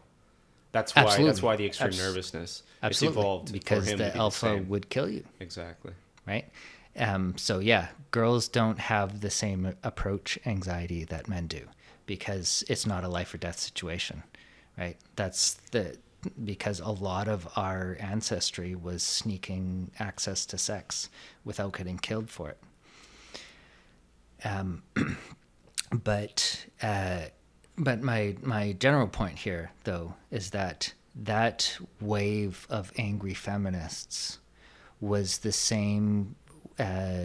Was the one that had to go through that wave of like mechanical robots following that philosophy, that particular style of pickup artistry, that was so destructive, and it was really destructive on that generation of girls. What do you think it did to them? I think it made them angry and afraid of men, and rightfully so, right? You're constantly being approached by men who have this weird vibe about them. I'd like to know the numbers, like how many people were really into that movement. It was huge. Yeah, and it was all around one time. Like that book is that book a bestseller or what? Oh, it was a massive bestseller. Okay. Yeah, it's one of the biggest bestsellers of all time. Huh. Yeah. Yeah, it was. It's a really interesting book. You should read it. I've read it actually, Neil Strauss. Yeah. Yeah. Maybe I could get into the backstory now that I've finished that part. The reason why I know why I'm familiar with this is that I was actually a part of it. I was aware of. It wasn't called the pickup community, but there was like a community to it. I was aware of where it came from, the community that it came from, way back in like 2000. Started with this it'd be too long of a story to get into the nuance of this character, but he was kind of a troll. But it came out of the neurolinguistic programming thing, which I was really big on. The two things that influenced me the most, the two, if I had to give credit, and this is just this is biographical. This isn't like these people deserve credit over others, but for having shaped my life, it would be Richard Bandler, one of the co-founders of neurolinguistic programming, the guy who's more responsible for it existing than not, and Stephen Hawking. Neither of these people are in my top 10 most respected intellectual influences, but they are probably the two most influential in terms of shaping my worldview after thinking my way out of my religion. So I was aware of the what did they call it? I forget now what they called it. But anyhow, if you can remember that book, I'll just jump ahead, I guess. Do you remember in the game there's that he was the rake character in Strauss met him.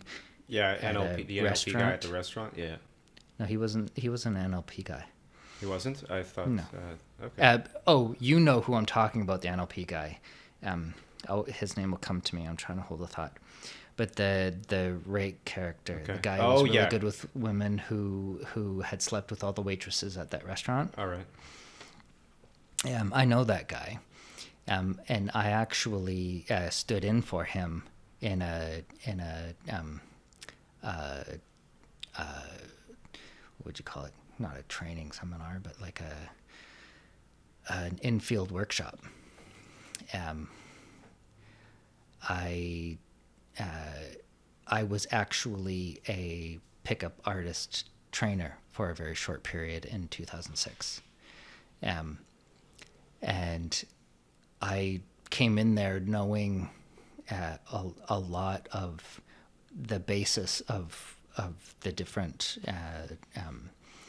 sort of, I don't know, you might call it technologies, that discussed in the community. And it wasn't, Neil Strauss didn't make his appearance. I didn't know him. He was never an influence on my thinking. The community was massive. It had its serious problems with misogyny at the time, but that wasn't what I was taking from it. There was some good people in it, but there was a lot of great like sociological work being done that in an academic sense would be completely unethical.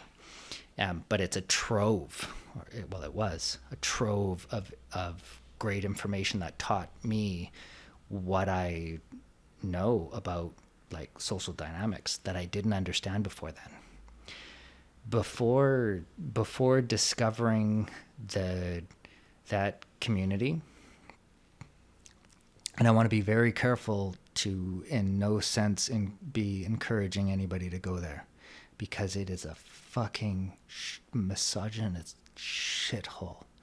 I'll get to that though. But before I was introduced to any of that, I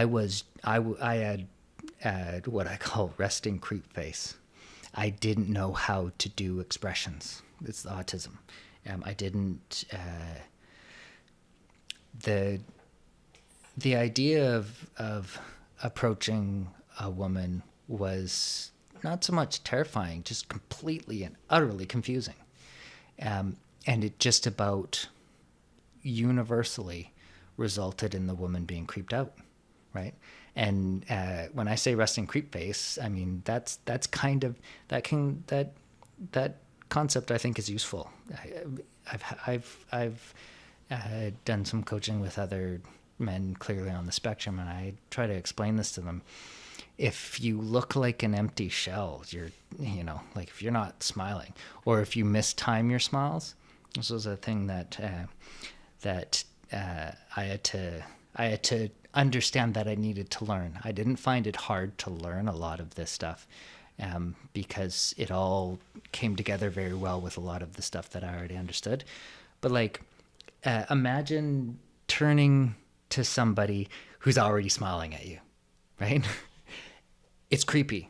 You're turning to somebody, some stranger who's already smiling at you when you turn to them, right? Versus you turn to somebody and your eyes meet and then a smile raises, right?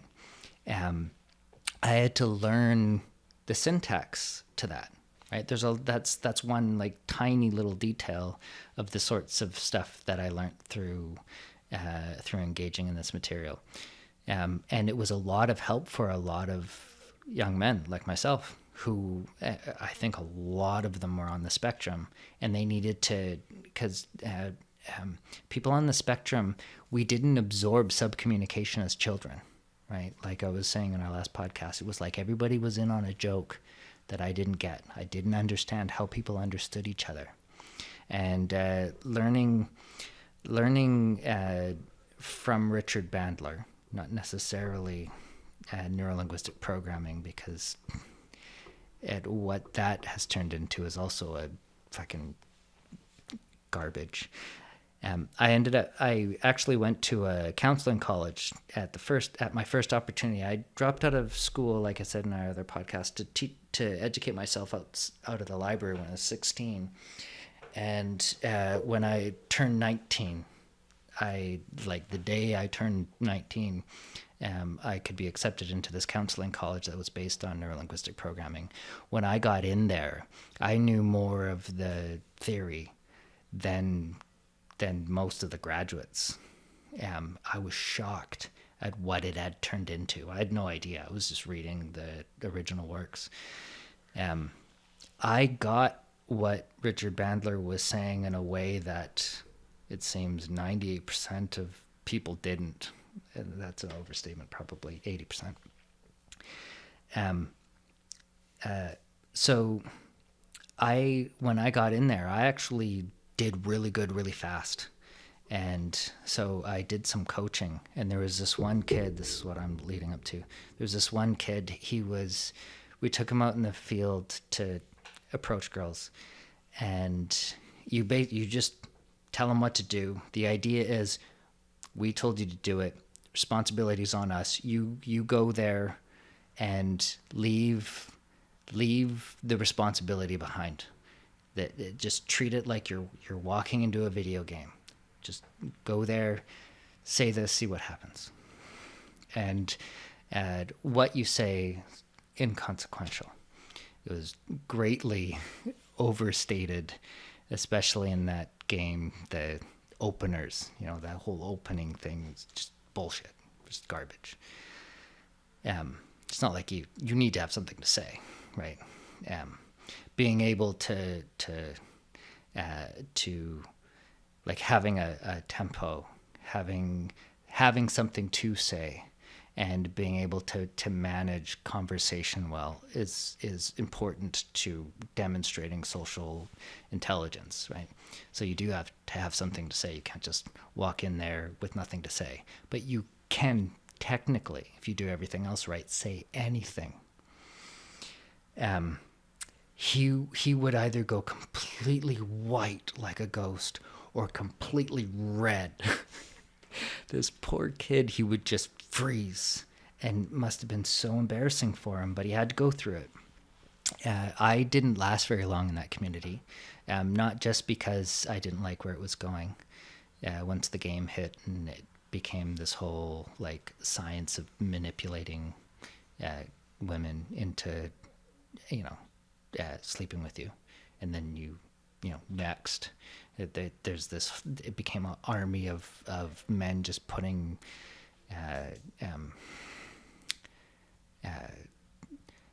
They were. It was like a game to them, to fuck girls. That's why it was called the game. Yeah. Right. It was a game to them, rather than learning social dynamics, learning how to display your personality. Right, that's what it was to me. Learning how to display your personality is something that autistic people need to learn, because once you learn the physiology of neurotypicality, like emotions flood out. There's this myth that we lack empathy, but no, there's tons of empathy built up in there. And if you teach an autistic person how to empathize, that they have incredible empathy. Again, I shouldn't talk on behalf of all of us, but I cry at almost every movie I watch. So I found a girlfriend shortly into this. Like, once I started coaching, it was like just a couple weeks before I found fantastic love of my life. Amazing. I can only pray that I meet another girl like her. So I got out of it because she became my life, and I just didn't have the impetus to go talk to other girls. So Are you still with her? I was for 9 years. And then we went separate ways, but we had never been more in love. Sex had never been better. It's kind of a romantic story. We didn't really break up. I'll tell that story another time. But in 2008, so 2 years later, after I had met this girl, I got in touch with that same kid that was part of one of the infield trainings that we did, the one that would freeze up and go beat red. He wanted to show me his progress. So he took me out to go infield, I guess. And we went to this club, the club bar thing that's attached to the library downtown. I don't know if it's still the same thing, but we were walking into it, and it's like, dancing and stuff. We're walking into this crowd of people who are dancing and talking and stuff. He's like Russian, short, and he had like one too many buttons undone, kind of doing that look. But he was pulling it off. And honestly, this isn't the kind of kid that I would normally hang around with, but I appreciated I appreciated where he came from. We walk into that club.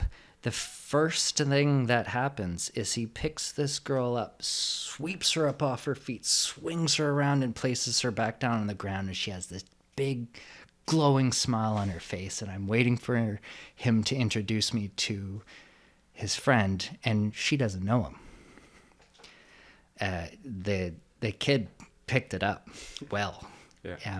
I strongly discourage people from thinking that what he did was walk over there, pick her up, swing her around, and put her down. That's not what he did. That put the smile on her face.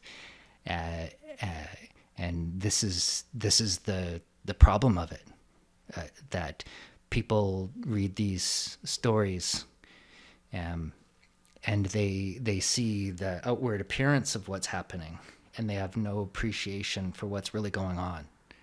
I strongly do not go around picking up girls and swinging them around and putting them back down and then expect a big glowing smile on their face. All I can say is that he got it in the way that I did, but the student became the master. He was better than I was. I did some pretty neat things too. It was amazing for that short period. But he's the one who told me of how bad it got. Because like one of the places that we actually took him, the reason why he brought it up specifically, one of the places that we took him was Chapters. And he explained to me, you can't do that anymore. Chapters will kick you out. They keep an eye on it. And that was 2008. That's how bad just Vancouver had got. But like you can read in the game, they were already joking about people running into the same woman using the same canned opener on the same girl, and she'd be confused and they'd laugh about it as if that was funny. It's not funny at all, right? It's not funny at all. And over the years, I've really come to appreciate the damage that did. I didn't appreciate it enough at the time. I remember I was in arguments. There was one particular situation where I was trying to, there was a friend of a friend online that I was talking to who was writing a paper about misogyny in the pickup artist community. And I wanted to help her with it. Because I understood that community inside and out. I knew the good, the bad, and the ugly. But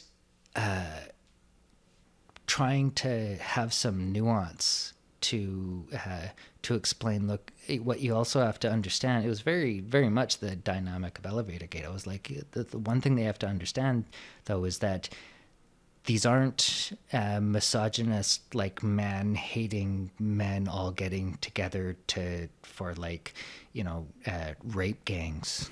Although I'm sure there are some that are as close to rape gang as you can get.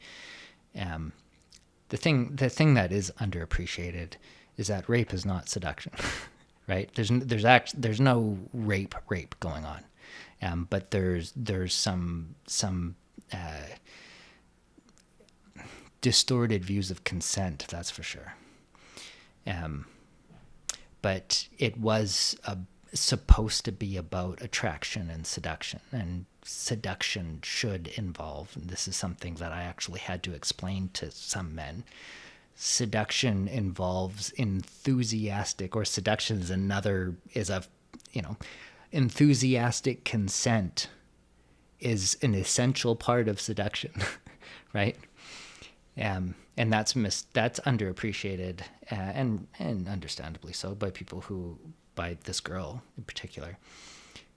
That there's actually some important like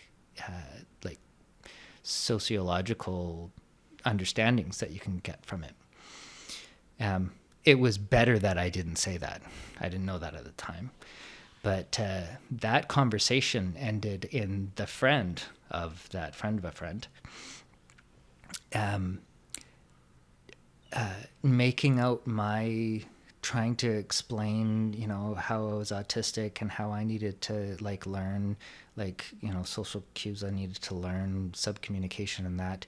She turned my explanation into, I'm a psychopath. That's what a psychopath looks like. And that really had a serious effect on me because I thought she was my friend. And she was now framing me as being a psychopath. That was the beginning of a real firsthand experience of what this kind of hair pulling, bullying, and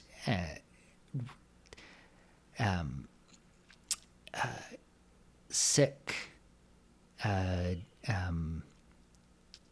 It's diseased good intention And I appreciate a lot more now what was going on there. I don't blame these girls as much as I did at the time. I took it seriously offensive that this, what I thought was a friend, was framing me as being a psychopath. I can understand it a lot more now. But it's sick what she was doing. She had some emotional and mental issues that she overstated to try to make herself out to be the victim somehow in that situation. But I get what was going on there. These girls were raised in an environment where like thousands and thousands of men, and it doesn't take much for, like, every city had its lair, like the meetups of these guys who would go out, into the city and go pick up girls. Didn't take many of them for them to get around to becoming a constant, to completely disrupt the social experience of girls in a city, right? So there's a generation of girls. If you lived in a big city, you were harassed by these men, and whether you knew it or not.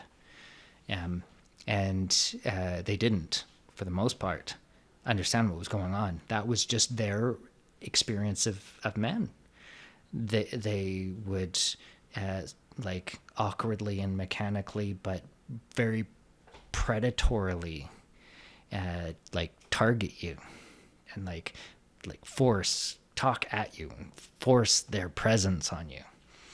And if you can appreciate what that experience is unconsciously for a woman, you can kind of see how that really fed into that fourth wave feminist outrage online that became Elevatorgate and Gamergate and that whole fiasco.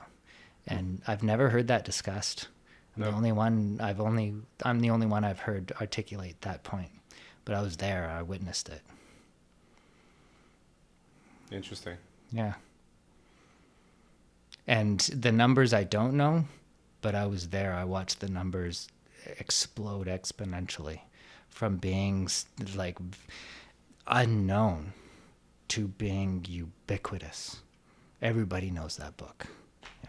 If you go back to 2014, if you said The Game, everybody knew what you're talking about. Like I said, I ended up reading it, but it was years after that anyway. Yeah. Yeah, I think it came out in 2006. It came out in 2006. It came out the year that I really got involved, but it didn't become the manual of a army of disgruntled and a lot of them misogynist men until after that, right? It had just come out, and that wasn't where I was getting things. I probably should have been more forceful about it, about my opinion on canned material. I thought, like, it is, the way I saw it is, it's a training wheel, right? You have to have something to say. So if you have canned material, go ahead and use it, right? You just need to have something to say. You have to open that door first before you can walk through it.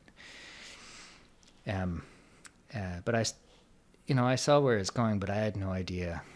I guess I was naive about the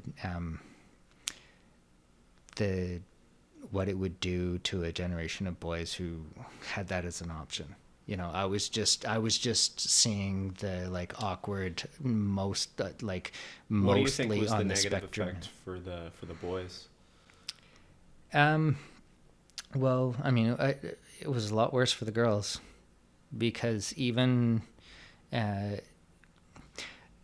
in 2008, after meeting back up with that kid, I went to the Lair meetup a couple of times to see what it had turned into.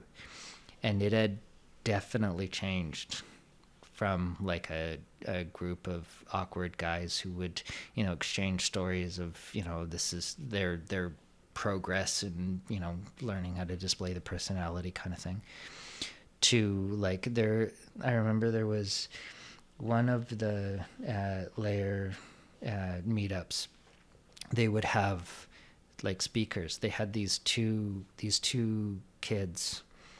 I say kids, but they were probably, I think they were 22. They looked the part. And these weren't like, you know, rags to riches, autistic, awkward guys who learned, you know, how to be suave or whatever you want to call it. These were neurotypicals who had an agreement between the two of them that for 100 days they would fuck 100 girls each.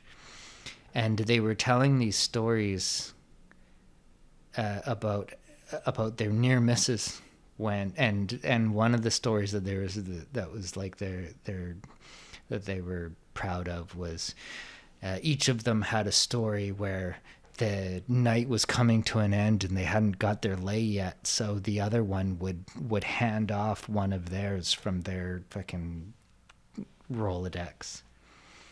It was so disgusting to watch.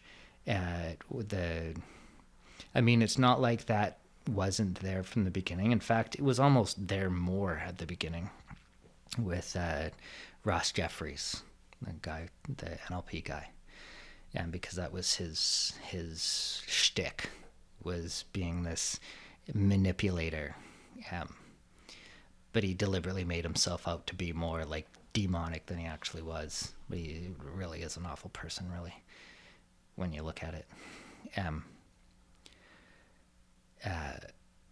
Yeah, so you had, by 2008, you had them turning what was kind of like self-improvement into like dominance, you know, and it became all about, you know, this alpha male, you know, you were an alpha male or you were an average frustrated chump. It's disgusting, but in an amoral sense, incredibly fascinating to watch. But I don't want to say regret, because it happened, and it would happen whether I was there or not. And me being there made a huge, massive improvement on my life than me not being there. But it was at a great cost to society. I really do think that that wave of feminist rage online around the 2012, 2014, you know, the Gamergate kind of thing, it really did go too far. But I understand a lot better why, I think, because I never actually stopped to think about how many of these girls were taught what men are by in a pickled in this culture that I was very closely adjacent to. So, yeah. Yeah, and Marx. Marx. What extent do you think that it's Karl Marx? Like it's this communist vision, this vision of destroying capitalism, and well, I think the Marx part actually has made a bit of a comeback, has taken more of the forefront than it had before. It almost, the Marxist part of it was almost actively hidden for years, until recently, right? Now it's like Black Lives Matter. It's a Marxist organization, right, and they make no bones about it. Nobody's trying to hide it anymore, right? Destroying capitalism is you're either anti-capitalist and actually Acom sent me a video on UBI, and it was a video against UBI, and I don't think he noticed that it was a radical Marxist intellectual who was actually saying he used to agree with UBI, but then he thought that's just the rich still owning you, right? They're just giving you $1,000 here, and that money's getting spent and going right back into their pockets. He said what we need is universal equity. So what you really need is for the workers to own the means of production. So Yeah. But Yeah. well, that's basically what UBI, what some forms of UBI or like, it's actually a somewhat conservative idea. Really? Reverse taxation was a form of UBI from Milton Friedman.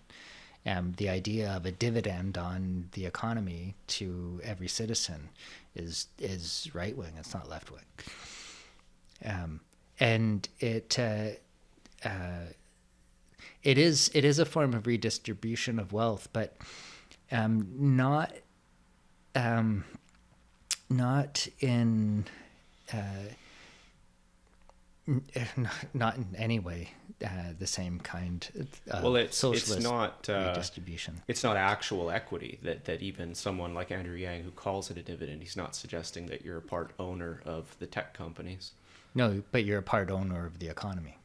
Yeah, but is that guy in that video not calling for a revolution where like Yeah, that's what Marx's main point was, yeah. right? Well, I mean, Marxists have never really been able to explain how owning the means of production would work, and they can't. I mean, it's pretty clearly demonstrated that it's just not possible, right? Like there are some sectors that you can have like work like co-ops, but there's nothing stopping workers from owning the means of production, right? There is, and it's structural. People who have power can maintain the power in ways that people trying to get power can't. But that's the nature of reality, not just the nature of the economy. But workers can't. Not all businesses can be run as co-ops. The incentives don't work out. No, but am I wrong to say that was Marxist ideology? Well, that's the idea. The Marxist ideology is the so that guy was the Marxist. proletariat seizing the means of production. Yeah, that is Marxism. I'm pretty sure that's what. That's the core of Marxism. There was a call for revolution underneath that video, I think. Yeah, well, it is pretty revolutionary. Thing is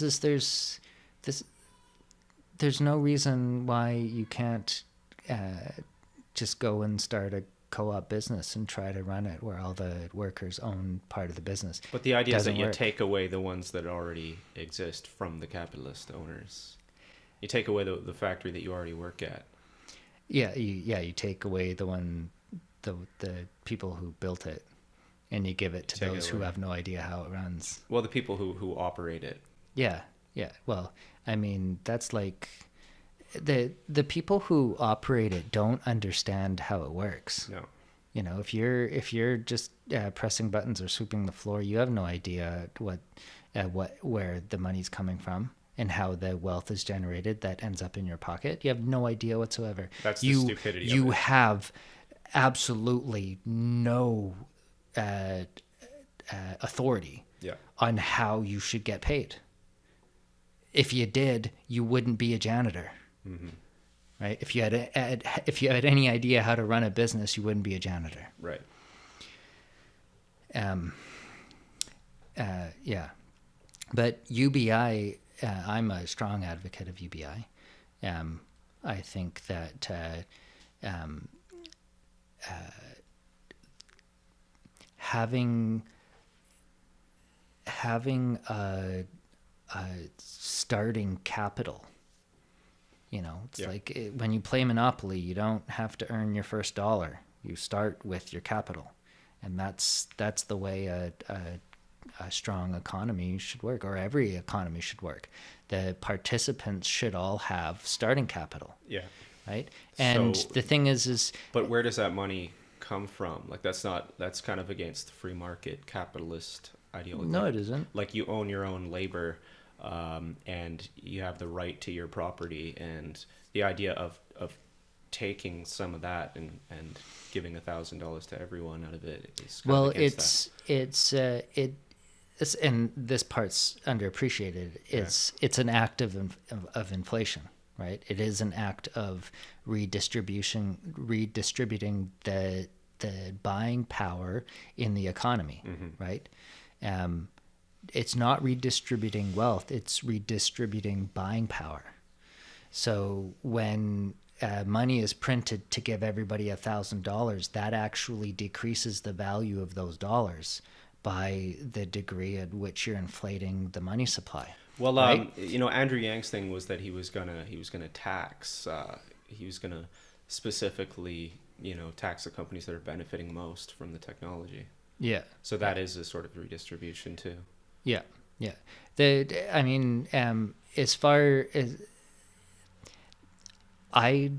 I wouldn't do it through taxation. Inflation is a form of taxation. I think it's a more ingenious way to do UBI. Actually, maybe it's not. I mean, maybe taxation would be more well regulated by the market because it's a very specific. It's tied to a very specific fraction of earnings, but taxes are easily manipulated. Right. But if you gave every individual $1,000, what that $1,000 can buy will be reduced by every individual who has been given $1,000. But the problem when you inflate the money supply, the reason why that is a form of taxation and theft, to like libertarians, it's like theft. And it is in a sense. But the problem is that when money's printed, it's first given to banks that then lend it to powerful people who spend it at its highest value. By the time it works its way down to the lowest workers, it's worthless. Right? So when you inflate the money supply, you decrease the value of that money, but the impact of the inflation has to work its way through the economy. So by the time it reaches the common worker, it's worth a lot less than it was when it was lent out from the big banks. Right? So UBI is the other way around. Or at least the UBI that I'm talking about, where you inflate the money supply, but you have the first people to spend it be each individual member of the economy. Also, can you explain to me the logic behind the bank lending that money and creating a debt along with it? What I've heard is that the way that works is that the bank, by creating the liability of the debt, the possibility that they may not be paid back, that's why. I just don't. Why do they have to charge a debt? Why can't the government just print the money and spend it into existence without creating the debt? Well, because it's not the government's job to choose winners and losers. It's the bank's job to choose winners and losers. And it's the investor's job to choose winners and losers because they're the ones putting the capital at risk, right? So the bank debt lends it to the government, and then they're liable for that debt. Yeah, if you're, I can't explain to you the mechanics of money creation explicitly. I have a decent understanding of it, but I mean, creating money without interest has problems to it, but. There are ways in which the government can create money and put it right into the economy, but I couldn't explain. I couldn't give a good defense or explanation as to would that happen if they were to do UBI? Would it be that's actually what I'm endorsing. Is the government creating money and putting it right into the economy, but not by spending it directly into the economy, putting it in the pockets of every member of every citizen. Is that after a debt is created? No. Okay. No, I'm actually saying, that it would be, the because when you, it's funny because, see, the thing is when you print money, it's supposed to reflect future wealth, not current wealth. The existing money supply is acts as a measure of the wealth in existence. But when money is printed, it is printed to reflect future earnings, right? So if the government doesn't,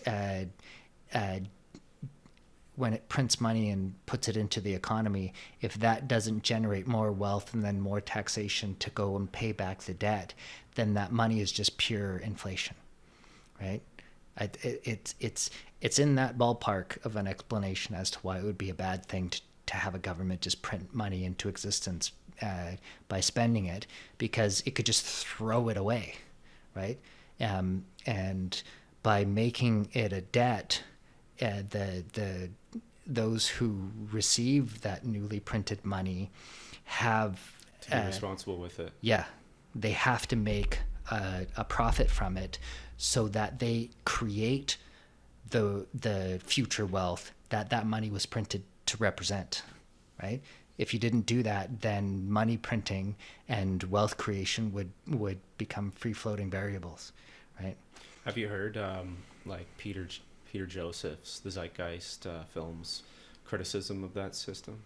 Yeah, I hate that film. Yeah. Absolutely hate it. Yeah. I was really sympathetic to the idea of government printing money into existence, back in around the 2008 crash and stuff, when I started looking into the nature of money and stuff. But the furthest I would go in my sympathy for it would be in a form of UBI. And the reason for that is it would be, if you printed the money, put it into the pockets of the workers, and then expected them to pay it back in terms of future earnings, you're enslaving those people, right? Because you've done it without their consent. They would take it anyways. They would consent to it. But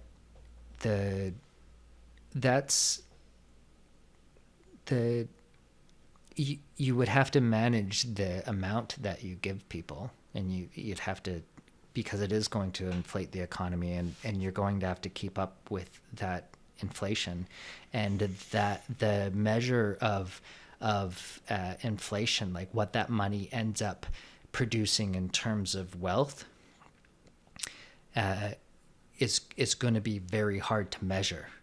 But the kind of wealth that you're investing in is, first of all, you get rid of so much of the welfare state and the humiliating standing in line to get your welfare check kind of thing, and drug testing for it, and any kind of means testing. People would have more free time to start businesses. The starting wages of workers would be highly competitive. It would be a very competitive market, the labor market, because if you had to, you could survive saying no to your boss. You could walk away. If all your employees could walk away and not starve, then they have a lot more negotiating power over their wages, right? That $1,000 a month you have to compete with your starting wage. So if you're just going to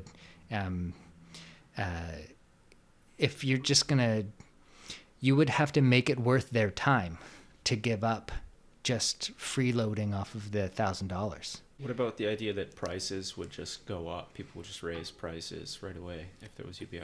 Yeah, prices would go up to the extent that it didn't create wealth, that it purely inflated.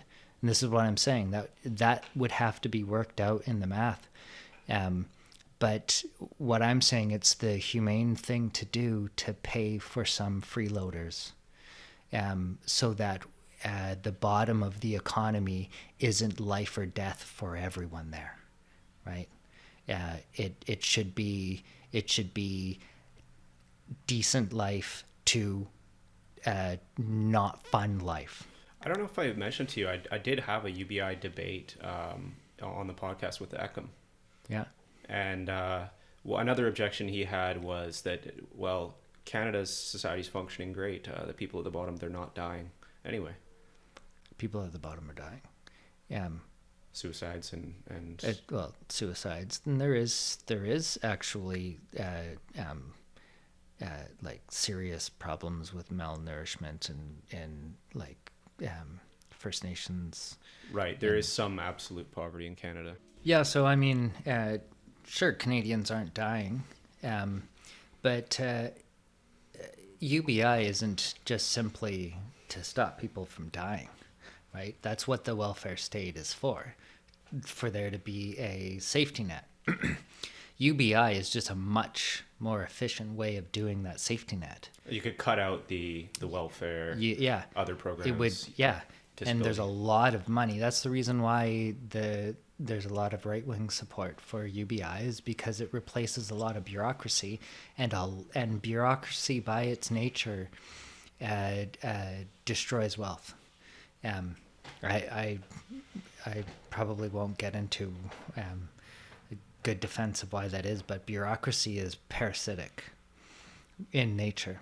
It's the best we can do, and a lot of things, just like the state itself. You know, the state itself is a monster, but it is our monster, and we need to be aware of the dangers of the state.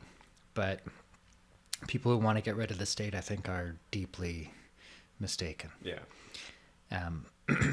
But the just on the one factor alone of employers being forced to compete, like the labor market becoming a seller's market, where employers would have to treat their employees well enough that they feel that their quality of life is better being at their place of work than being at home living on $1,000 a month, right? And what that $1,000 a month works out to be, given the freeloading. Now, that's the thing. People who are sitting on welfare, they're not contributing. Well, a lot of them are, but that is a cost to society. I am very happy to live in a welfare state. That already costs society. Inflating the money supply to put it in the pockets of people who choose not to work will also be a cost. But so those will be the people who are already on welfare that don't contribute. Yeah. So there will be freeloading. And here's one difference. I'd love to see what Andrew Yang would really say in private about this, but with UBI, it might need to be. I'm not going to say $1,000. I don't know what it would need to work out to be, but I would think that what you would do is you would give it to every individual with no means testing. $1,000 isn't gonna mean anything in the pocket of Mark Zuckerberg, and it will get taxed back. It's not gonna make any difference to his life, but to somebody at the bottom of society, it will make a big difference to their life. It will be a huge part of their income. Get rid of the minimum wage. So if you really wanted to work for $2 an hour, you could work for $2 an hour, right? And you might find that to be fine if you're working with somebody, a new business owner, who can afford to pay 5 people, but needs 5 people, but can only afford to pay each of those 5 people $2 an hour each. And if those 5 people believe enough in the business, they might accept $2 on top of their $1,000 and build really the business, right? Yeah, because they have the thousand a month already. Yeah, so get rid of minimum wage law Yeah. and replace it with UBI. Because the part, and I have heard Andrew Yang talk about, people will have more free time to start businesses. Well, not if they can't afford to pay them, right? If you get rid of a lot of the regulations around what you can pay people along with it, well, then you could have a whole bunch of people, one of them being the owner and others being volunteers that you can convince to come and work for you. They might even work for free, right? We allow that with internships, right? Well, why? What I imagine somebody on the left would say to that is, well, they should partly own the business. No, they shouldn't. That does, just simply because you were there at the beginning doesn't mean that you have a share in the business, right? There's like my boss, I have a lot of respect for. I would never in a million years feel justified in claiming some share of his business. I have a lot of respect for him, and he's capable of. He's a machine. I can't understand how he's capable of accomplishing so much and organizing so much, having the same 24 hours in his day as I do in mine. I don't know how he does it. And he inspires me enough to be part of his wealth building exercise. If I was, and I've known other, like my ex-girlfriend's boss who ran a limo company, she was really inspiring. And I have ideas of my own, and I have friends who've had great ideas that I would work for free with on the promise of getting that person making good money to be able to pay me back for the work that I've done, and being part of that business. But that doesn't mean that I have a claim on it. He would be telling me what to do, right? I can see situations where that would be the case. I would more likely be one of the people who would be telling other people what to do on the promise that, look, I think this could become a business and you could get paid a lot more than $2 an hour. But that kind of thing would be the norm. Small business, I think, would explode. Could, on the other side, like, be exploitational, potentially still. Not really, because the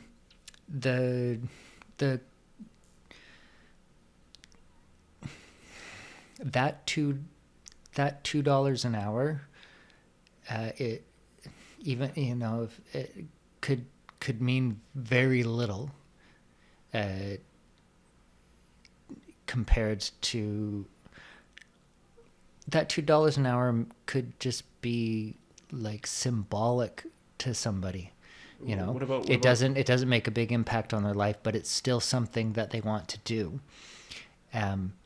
And what about, say, Save On Foods? Like, I actually work at Save On Foods once a week. What if you take their minimum wage away, and then they decide that all people are worth is $7 an hour when you have UBI in place? Yeah, it's $7 an hour plus your UBI, right? Well, like, What that $7 an hour would mean would be adjusted by the fact that everybody's making has $1,000 in their pocket, right? That if that $7 an hour doesn't make a big impact on your life, don't work for them. Yeah, exactly. You can afford not to. Yeah. Right? They would have to compete with that $1,000. But everybody. $1,000 isn't enough either. So you would But have to. yeah, work. I'm using that as I'm just throwing that number out there. $1,000 wouldn't be enough, I'm pretty sure. But I can't tell you how the math would work out in the end, right? Because I have no idea how the measures of the impact of inflation and stuff would be done. But it would have to be enough such that you're not going to die without having some job. Interesting, because Right? my conception of it and of like It would be more than welfare because we would have more money that we were. more, but like according to Andrew Yang, it shouldn't be enough. It's a dividend, but you still need to work. Yeah, no, it shouldn't be enough to be comfortable. Yeah. Just enough to be uncomfortable enough to wish you had a job. Yeah, and to be a safety net, an actual Yeah. safety net for people Yeah. who are displaced by Yeah. technology. Yeah, and job it's not like service. there's not going to be extra help for single mothers and people with disabilities and things like that, right? I'm not sure that Andrew Yang has worked his the details out enough. Maybe he has, and he just gives the simple version of it. But it would definitely need to be worked out as we went along, because the idea that people on welfare could keep their welfare or choose to take the UBI and then give up their welfare, well, that's pretty complicated. Yeah. Right? Because there's more than just the basic welfare check. It would have to be you remove those systems right away and then just the implement UBI. the basic just welfare check part would be removed right away. Yeah. But you have to factor in the difference between, a single parent, two parent household, a single person, right? And people with disabilities who couldn't work even if they wanted to, right? You still have to have resources for them. So The UBI wouldn't be enough. no, you would no the UBI. The UBI, there are people who you gave them $1,000, you would need somebody to manage that money for them because they don't have the life skills to manage it themselves. People with, cognitive disabilities. So there's a other lot of programs. the safety net that would have to remain in place. Some of it, yeah. That people on the right would probably argue would be better off without. And I would be very suspicious or very hesitant about allowing the right-wing side of the argument to go too far, thinking that, oh, well, we can get rid of the entire welfare system. No, you can't. You do. I mean, what we're investing in is in the quality of life and education and skills and health and well-being of your society, and that in its aggregate will create wealth for society. And I believe, and I can't prove it, and we may be wrong, there may be some factors we're not anticipating, but there's certainly not factors we're anticipating right now with our welfare system. It may be that it would be a net loss to society, the freeloading, but I don't want to live in a society whatsoever where the bottom is a life or death situation, and I would rather see I would rather society pay the cost of the cheaters to cover the cost of the people who need help, but you can't see that they need help. You know what I mean? And I don't like the state being the decider of who deserves and who doesn't, right?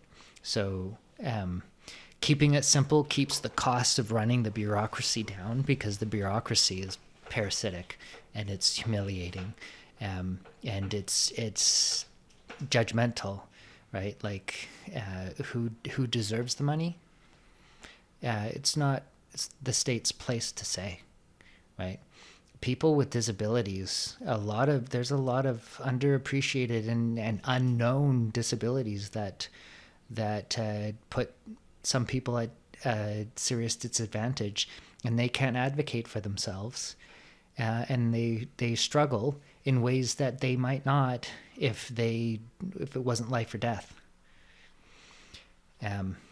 So a couple other You could also- objections yeah, that sorry. were raised by Eckham. One of them was that people are not going to like the idea of putting money into the hands of the upper levels of society. The Upper rich, levels? the rich, yeah. What do you mean so putting it in their hands? We're the putting it in the UBI, hands of... the universal basic income, like $1,000 a month Oh, for the yeah. upper middle Well, class that's and the just rich. it's just too bad for you if you think that it's unconscionable to give $1,000 to Mark Zuckerberg and then tax it back. How does that work? Well, I don't know it's much not like corporations aren't going to be taxed, right? But giving Mark Zuckerberg $1,000 is not a horrific thing to do, Yeah. right?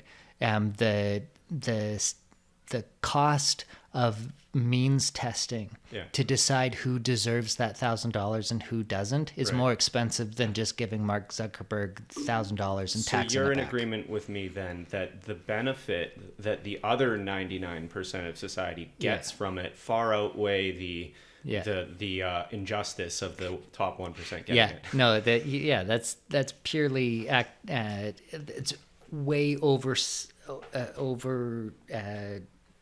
blown, like standing on principle, and you know, it's say whatever you want, but these giants of industry have created so much wealth that we get for free that they deserve that $1,000, right? I mean, the wealth that's created by other people having this stuff that they can afford, that was created by these people, increases your quality of life, right? Yeah, and just the one more thing was to do with the taxation that the middle class and the rich are not going to appreciate being taxed in order to give $1,000 to everybody. Yeah, that's why. Well, I mean, that's not why, but I think it would if you did it through inflation. Inflation is a form of taxation on everyone equally. Everyone equally. It's a taxation on the money supply. Money supply. So my way of doing it wouldn't have that problem. Well, I mean, maybe it would in an even greater sense, because not only are you're taxing Mark Zuckerberg equally with the bottom worker, but I'm not saying get rid of taxation, right? You would restructure the tax system accordingly, obviously, right? Because you still have to pay for the resources for people with disabilities, for single mothers, things like that. I'm not that $1,000 is going to mean a lot to a single mother, but it's going to, in terms of saving her life, but it's gonna mean more to the single man who could otherwise be working because his paying is expensive and he doesn't give a shit. He doesn't have kids. He doesn't have the stresses of life. He can go and spend it freely, much more freely than she can. Right? You still need to have taxes pay for public services to help the underprivileged, right? So yeah, I'm sympathetic to the idea, or the thought behind it. People, great wealth producers do carry the vast bulk of the tax burden, and they should, right? It's underappreciated how much they do carry. Yeah, they almost carry it alone practically, right? Don't the super wealthy avoid taxes in many ways that other people can't? Well, I mean, I can't talk to that. I'm not an authority on any of this. But from what I understand, it's deeply under, it's the public perception of tax evasion among the wealthy is highly distorted. Okay. The wealthy carry the vast majority of the tax burden of society. Before I forget, I actually steel-manned his points, so that's why I'm remembering them all now. But Okay. I think we took care of the budget question, because if we're printing money, then it doesn't affect the federal budget so much. Yeah. And then the last one was people will become lazy. People will just be lazy if they have that. No, I'm not gonna understate that problem. Yeah. That will definitely be a problem, and that for me is the most worrying. But my intuition would be that the chaos of everybody's little pet project, they dedicate their life to some business that's never going to get off the ground, but they just keep going at it, and they're fucking spend 40 years trying to sell some product that nobody wants. They're just going to keep doing that, and they're going to be freeloading the whole time waiting for their product to finally take off. That's going to be a cost to society, right? But my intuition is that if everybody's pet project was financed equally, then there will be there's enough viable ones that aren't happening now because of the way that we structure the life or death system. You have to have a job or you're going to die kind of thing. There's enough wealth creation that would come out of having UBI that it would make up for all the failures. And not to mention, I think there would be social factors that would police, in a sense, because it'll be a trope. That guy who's been trying to get his product off the ground for 40 years, everybody will have their product that they've been trying to get off the ground for 40 years, right? So it's not going to mean a whole lot to say, well, I've got this great idea. Everybody does. Everybody's got their business idea. And I think socially we will adapt to kind of ridicule, doubling down on the people will have better business sense, right? Because with everybody having this idea, and like most people think that they could run a business if they tried, and they're wrong, more people would be trying, and people would get better at understanding what it really takes to run a business.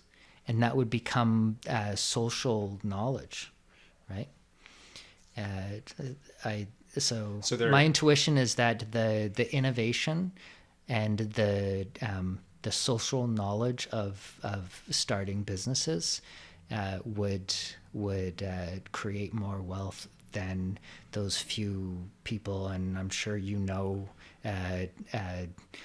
as many as I do. Well, I might know more. I don't know. I don't know how it is for you, but I know plenty of people from certain circles who have dumb ideas that they swindle enough people to keep the hope alive, and they're a trope in my world.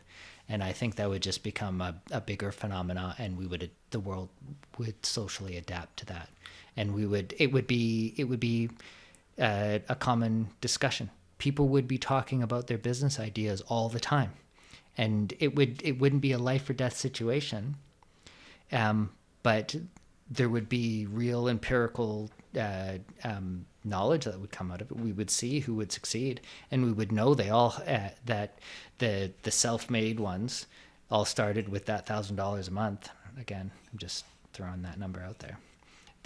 So if there would be this starting capital that everybody had, and you would all know somebody who thought they could take just that starting capital and loaf off of it while they get their business started. All of those people have the same starting capital. Why do some succeed and others don't?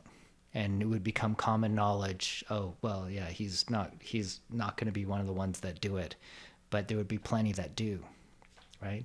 It is possible, and we'll see where it's possible and where it's not. Right now, we're not seeing it at all. Well, we are, but we're seeing it from people who work 9 to 5 and start their business in their free time, right? Those people would just explode out of nowhere, right? Because you get rid of their 9 to 5, or they can take much less hours to work on their business.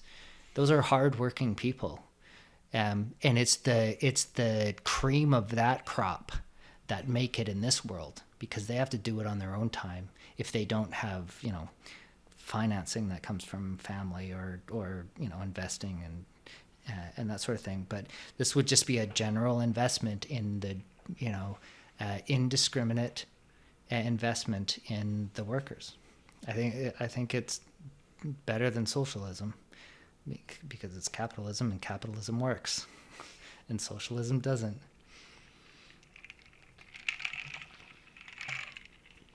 And if you don't know that by now, you just haven't been paying attention. Yeah. Nothing has been more successful in this world than capitalism in terms of improving the quality of life and every metric of social justice. And nothing was more destructive in the last 100 years or so. And then... than human wealth? Well, I was on the planet? Say, nothing has been more destructive than communist... anti-capitalism. Anti-capitalism. Yeah, anti-capitalism in terms of social destruction. Yeah, destruction of human life. We're talking about over 100 million people dead because of those, that attempt to implement a system like that. Yep, and National Socialism, the Nazism. There was a socialist. It's a right-wing form of socialism. Yeah, explain that to me, because I never understood. I can't. I can't give thought you a maybe good defense. It was lip service to socialism when it was really fascism. I don't know. No. Fascism was a word. It's actually somewhat of a myth that fascism was well defined.